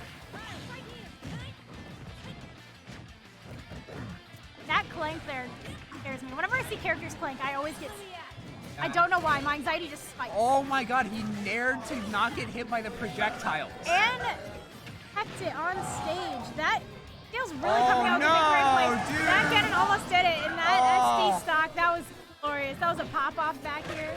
McDale's playing around right now. Like, this is absolutely incredible from McDale. Arconi, he's starting to get angry. At least Arconi was able to get that first stock off there. Even if it did cost him his own, he can at least have a little bit of momentum back from that. Yeah. But the fact that he's now playing from pretty far behind, especially since King K. Rool can live out a lot more of these hits than, say, Toon Link. Beautiful crown into that up smash, but I agree. Knowing how long K. Rool can live, this could be very dangerous for Arconi. I think he pulled out the Pyro when he did. Yeah, heavier character, harder hitter, things that he needs. Get someone in the background very much not happy about that counter. But what can you say? It's McDale. He always does the unexpected. I feel like half of our commentary when McDale's on is just McDale. We don't question. Yeah. Sometimes you just find the local bracket demon, and that's McDale. Can't explain it. Over all the years I've been here, and over all the years McDale's been playing, he's always just been a bracket demon, especially with that down smash coming out. I can't believe that down smash hit a character in the air. FD and Kalos are going to be the first two. Let's see what Arconi ends up pulling out after that. Kim was really not happy about that counter. Hear that? That was the what the? He's not feeling it. Dude, countered? What the? Rhyme. Alright, They're wishing each other good luck, as you can see across the table, as we go into the next match here.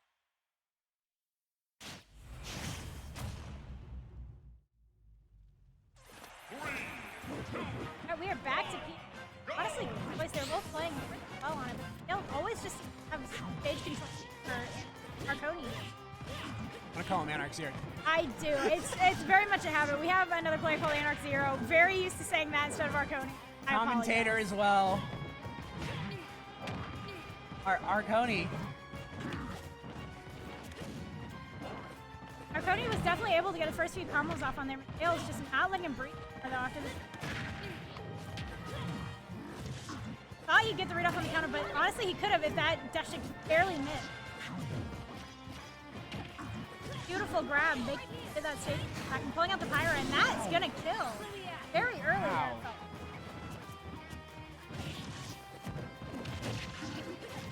See, Arconi already taking a very, very different, a lot of aggressive play, making Hill now camp. I think he's realizing that if he gives McDale space, McDale's just gonna. I'm gonna be honest, that's McDale's gameplay. That counter. Okay, that actually almost, that would have killed Arconi. There's no way that would not have killed her. Arconi's just control. McDale needs to be able to get this first stock off soon. He's in very dangerous territory. Challenging a character like King K. Rool off stage, very how Arconi play this game.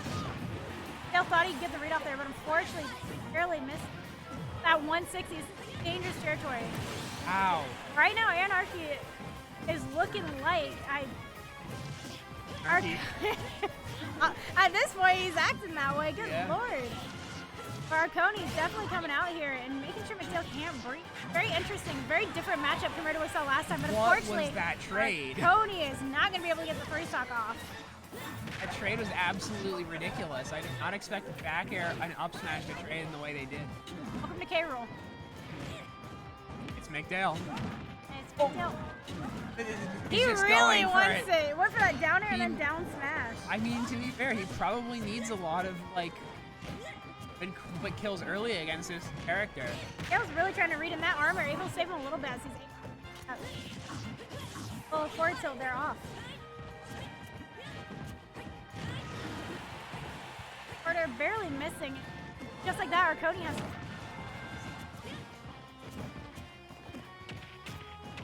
We're looking at a back throw there from McDale, just trying to keep him off stage with not quite. Oh! Forward smash! Very into forward smash is really going to do it. McDale's got a long hill to climb here, but thankfully for him, K-Rool can live for a while. But unfortunately, Pyra. Oh, there's the Pyra. Pyra will do it. That was still a very impressive comeback, though, considering it started out at 3-1. Talks there. Absolutely.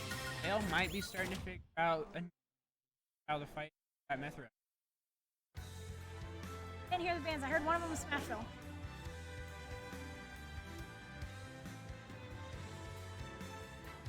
We don't know the stage bands. We'll know where they're going. Yeah, or at least one of the other. That's the only one that matters. Small battlefield. Smashville Town. No more Animal Crossing. Nah, we don't need Animal Crossing. But we are going to small battlefield, so it's going to be very interesting to see both of these heavy hitters on small battlefield. Give you a small. 3, 2, 1, go! Alright, we'll see how all these two competitors can do on small battlefield. We haven't seen this stage come out in quite a bit on. It's been mostly just a lot of Town, a lot of Smashville, and especially a lot of PS2. Oh, if that would have been very interesting to watch. And that propeller really coming out for McDale. Still taking her. Arconi is not going to let him have it. I just carried him across the stage to rack up almost 10, just like that. Good counter from McDale. Beautiful. McDale's definitely. I was about to say he uses his counters very well, and then remembered all of the last set where a lot of his counters miss. But when they do hit, they're always very well timed. Good option if it hits. It really went deep. I think that saved McDale too. He would have died if Arconi hadn't hit him. That is a very unfortunate first stock loss for us. That was almost went for it. Really got him in trouble. Yeah, that was a net 2 swing. Unfortunately, little mistakes like that can be game. how this affects him in the rest of this. Absolutely.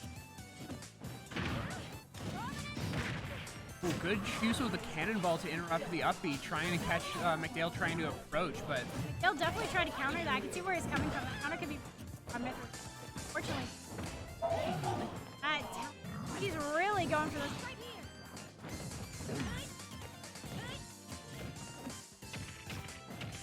Had a back throw, trying to keep Mick off stage. That back throw almost killed as well. That was very far into the blast zone. That counter just barely missed. That forward smash is going to end it, but unfortunately, because of that first stock that Arco last year, he's already out of How King K. Rool can't kind of kill a character like Myth much earlier than a lot of others. Ooh, wow. That too. That is going to be a That's game another changer. big momentum shift, yeah. That stock. Ooh. But that roll read into forward smash, very impressive from McDale. Even get out again, so he can't keep saying that someone. Oh, whenever there we is say no that, lead. there never is an advantage. I refuse to. This is Schrodinger's smash set.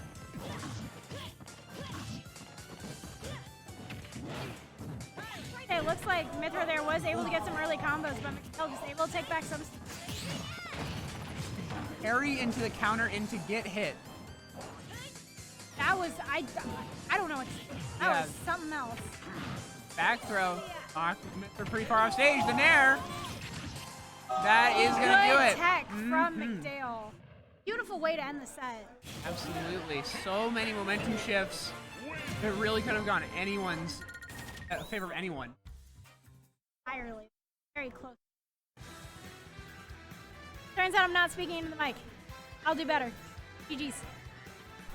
We need mics that will pick up our sound better, but also not. Please. Headsets would be nice, so we don't have to bonk heads whenever we commentate. No, yeah. Look at how tight we have to. Look at how tight we have to be.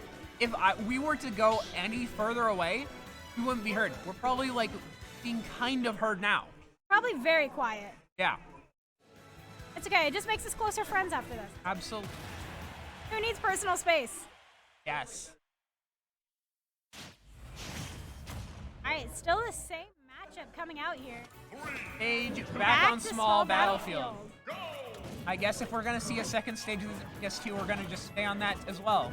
That's another rule that we have to make. And honestly, it did almost work out for Arconi there, and because of how small the blast zones are. That juggle, beautiful combo coming out from Arconi. I love seeing. Very therapeutic about me. There's something very therapeutic about watching a good mix. And I'm just, man, I am enjoying every single minute of these. McDale is my friend, but whoo! Those are cool combos, especially considering he's been able to get stage control pretty early here. Not letting McDale come back on, but that Nair is really going to change. Ooh, that down tilt might just that, yeah. Arconi's not even going to try. He recognized, he knew, and honestly, I respect that. Round two. That throw. Grab at the frame. Round hits. Go on the frame. Back.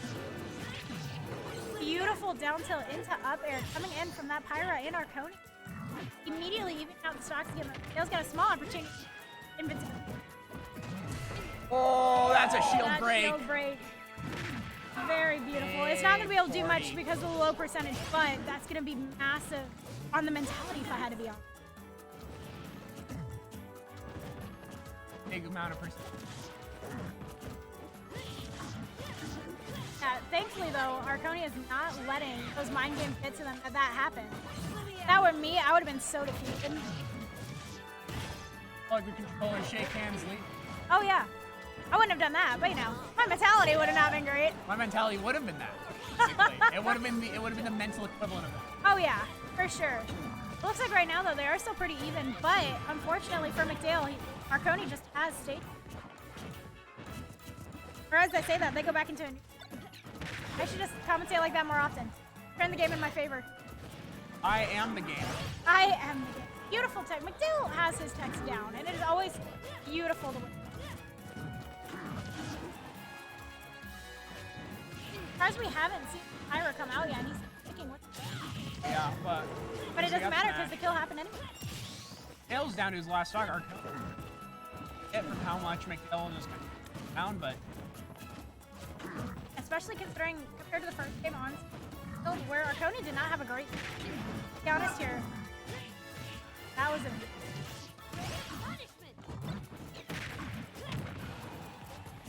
beautiful nair trying to end the combo. so they're hesitating for a second. You want to go grab the crown or go for counties. Unfortunately, added disadvantage. As this minute, 100%. Here comes Pyro trying. Maybe an edge guard? No. That was very cool switch to get back on stage through that nair.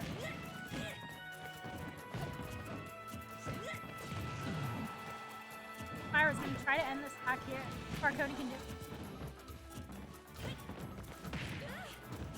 Beautiful.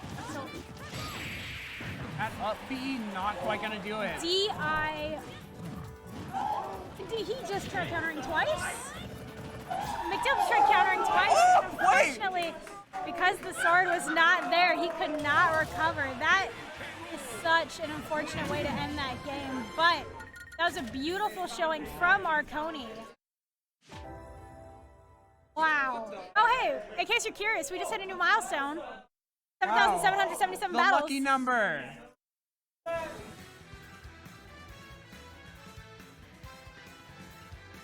All right, Josiah. Josiah, we got you an achievement. Everyone clap for Josiah's achievement on Smash. Oh, for the milestone. Good job, Josiah. Good job, man. Although beautiful showing from Arconi. That was, I cannot believe it. It was a very unfortunate way to end it, but it was still very well fought.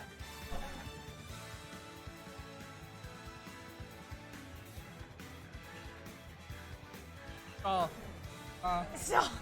Just immediately panics. Stall. But we do have our next match coming up. I believe it's Grand. It's Grands. We're getting the run back of winners. Oh my gosh, we are. We're getting Frost McDale again. Oh, oh.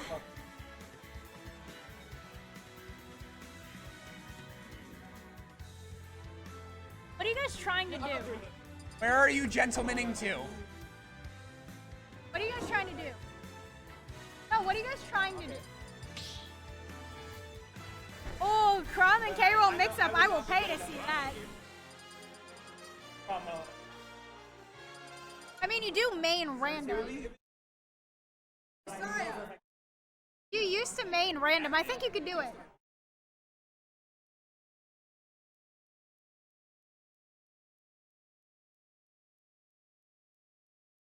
Another Grands. Stay for another Grands. Be on commentary? Yeah. He's doing.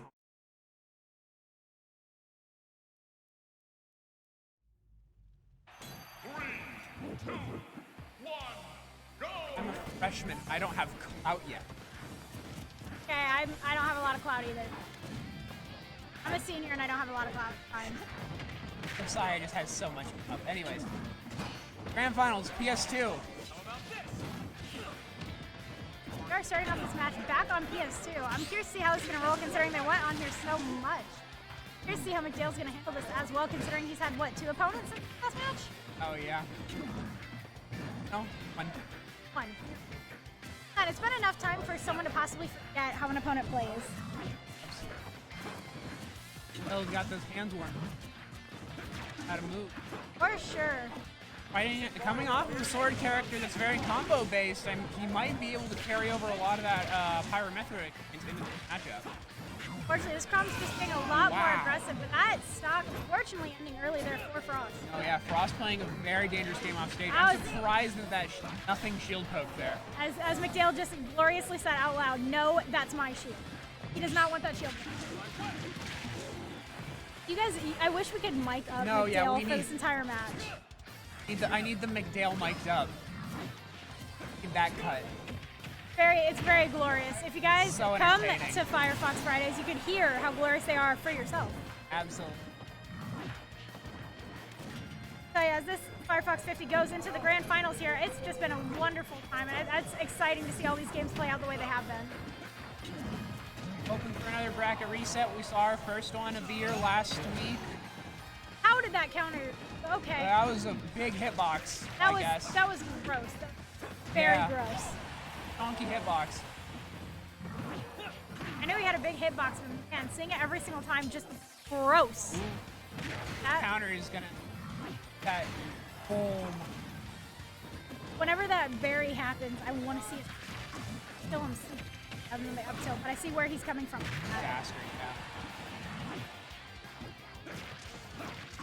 At this high of a percent, though, I think he can afford a little bit of time.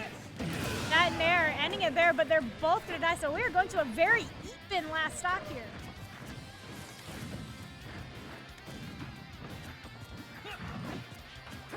Kind of feeling out right now. Miguel's facing a lot more projectiles. Back on end. Fail, though, is definitely keeping stage control pretty well, using those Nairs and armor to his advantage. Clap. Always gotta acknowledge the clap. Ooh, beautiful parry, and being able to avoid that down smash, read that like a book. He'll almost land on forward, and that would have been it, huh? Ooh, good pull behind through that. Try to go for that spike, and that counter, though. Ooh, wow. Ooh, not exactly game ending yet. Oh, there's the but forward air. that'll be game ending. This first match goes to McHale. And McDale. FD Yoshi was the band that McHale had picked. Let's see what Frost does to counter that. Yes, to like a 15th time. Start the battle. Brawl.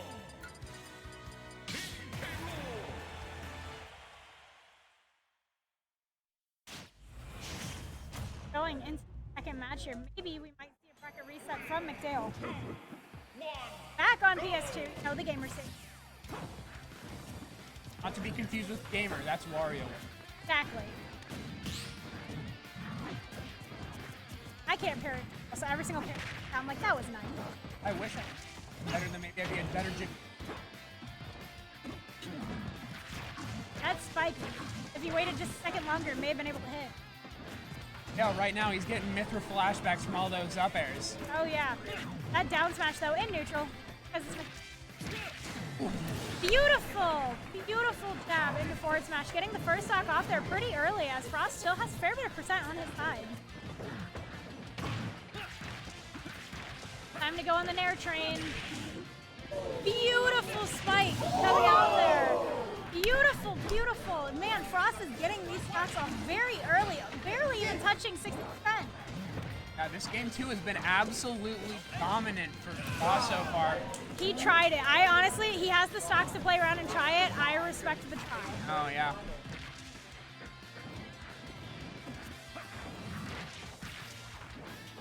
Way to wait for the crown there as he knew that happened, and also able to punish McDale. Still not necessarily over yet. McDale very well could pull a lot of this back. I've seen McDale make comebacks like this, but it's looking nice for that way. That charge forward smash, definitely going to be punished though. Oh, almost the down smash. Oh, the rollback. And that rollback, that was beautifully played by Frost. The only stock he lost was to his own gift. Yeah. That was a very well thought out play. Honestly, I may have done the same thing if I had that stock of a lead. That much of a stock lead. Woo, words. Absolutely. Words in English.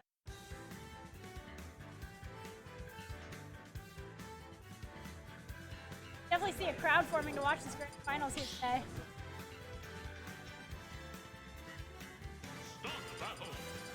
And obviously we're going to see the Crom and the K-Roll coming out again. Always something fun to watch. Been very interesting. It seems like either one of them has the heavy momentum or the other one doesn't. No in between. I'm starting to wonder though, if McDale's in might lose that characters. Honestly, I don't think we will. McDale used to pull a lot more character switches, but I don't think he has been recently. I think he's going to stick with the K-Roll because he just loves playing K-Roll. He plays what he loves. Yep. Beautiful grab from McDale, being able to read that Back aerial throw, coming out. tries with the down tilt, but he's going to get the nair. Was able to ledge guard there for a little bit. He still had stage control. Fortunately, these small blast zones on Town and City are just going to be able to take off that first stock. Oh, if that would have landed, that would have been dangerous for me. SDI out of that. Beautiful berry into up smash. Unfortunately, not launching him very far. And that was smarter of Frost to not mash out of it, so we got hit by the landing hitboxes. Oh, yeah. The cannonball back in, but here Oh, we yeah. are. Seen that a few times coming out. He's definitely doing that to close off that jumping option. Oh my god. That counter just got punished. That would have been beautiful though if that landed. That was a very good call out on Frost's part. I hate to say it, but I'm not sure if that counter was intentional. I saw Frost basically break his controller to mash out of that. But you know, I respect it. It was a good mash out option to have, I think, out of anything else that could have happened. Out of any incorrect panic mash option, counter's a great one. That tilt in the forward smash is going to be able to get McDale down to 1 stock with Frost still at a solid 2. Absolutely. Frost figuring out how to get back to ledge, figuring out how to combo McDale a lot easier. Kinda. I'm watching Crom just carry this K roll across the stage so easily. Making this heavy look like he weighs nothing.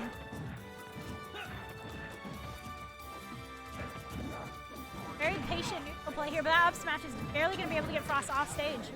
Fortunately, McDale was not able to keep him off as Frost just got stage control.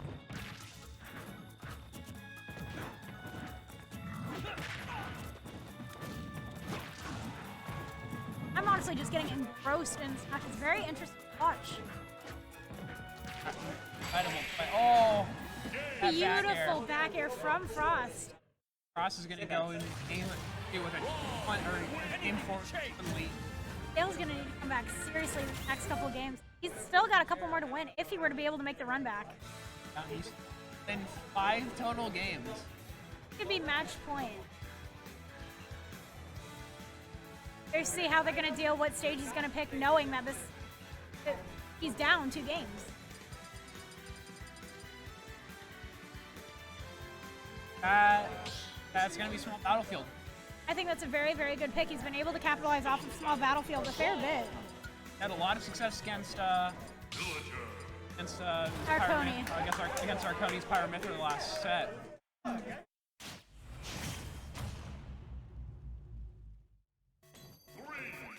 going in is McDale pulled out the Villager. I cannot believe this happened. I have not seen him play Villager in Grand Finals in a very long time, it feels like.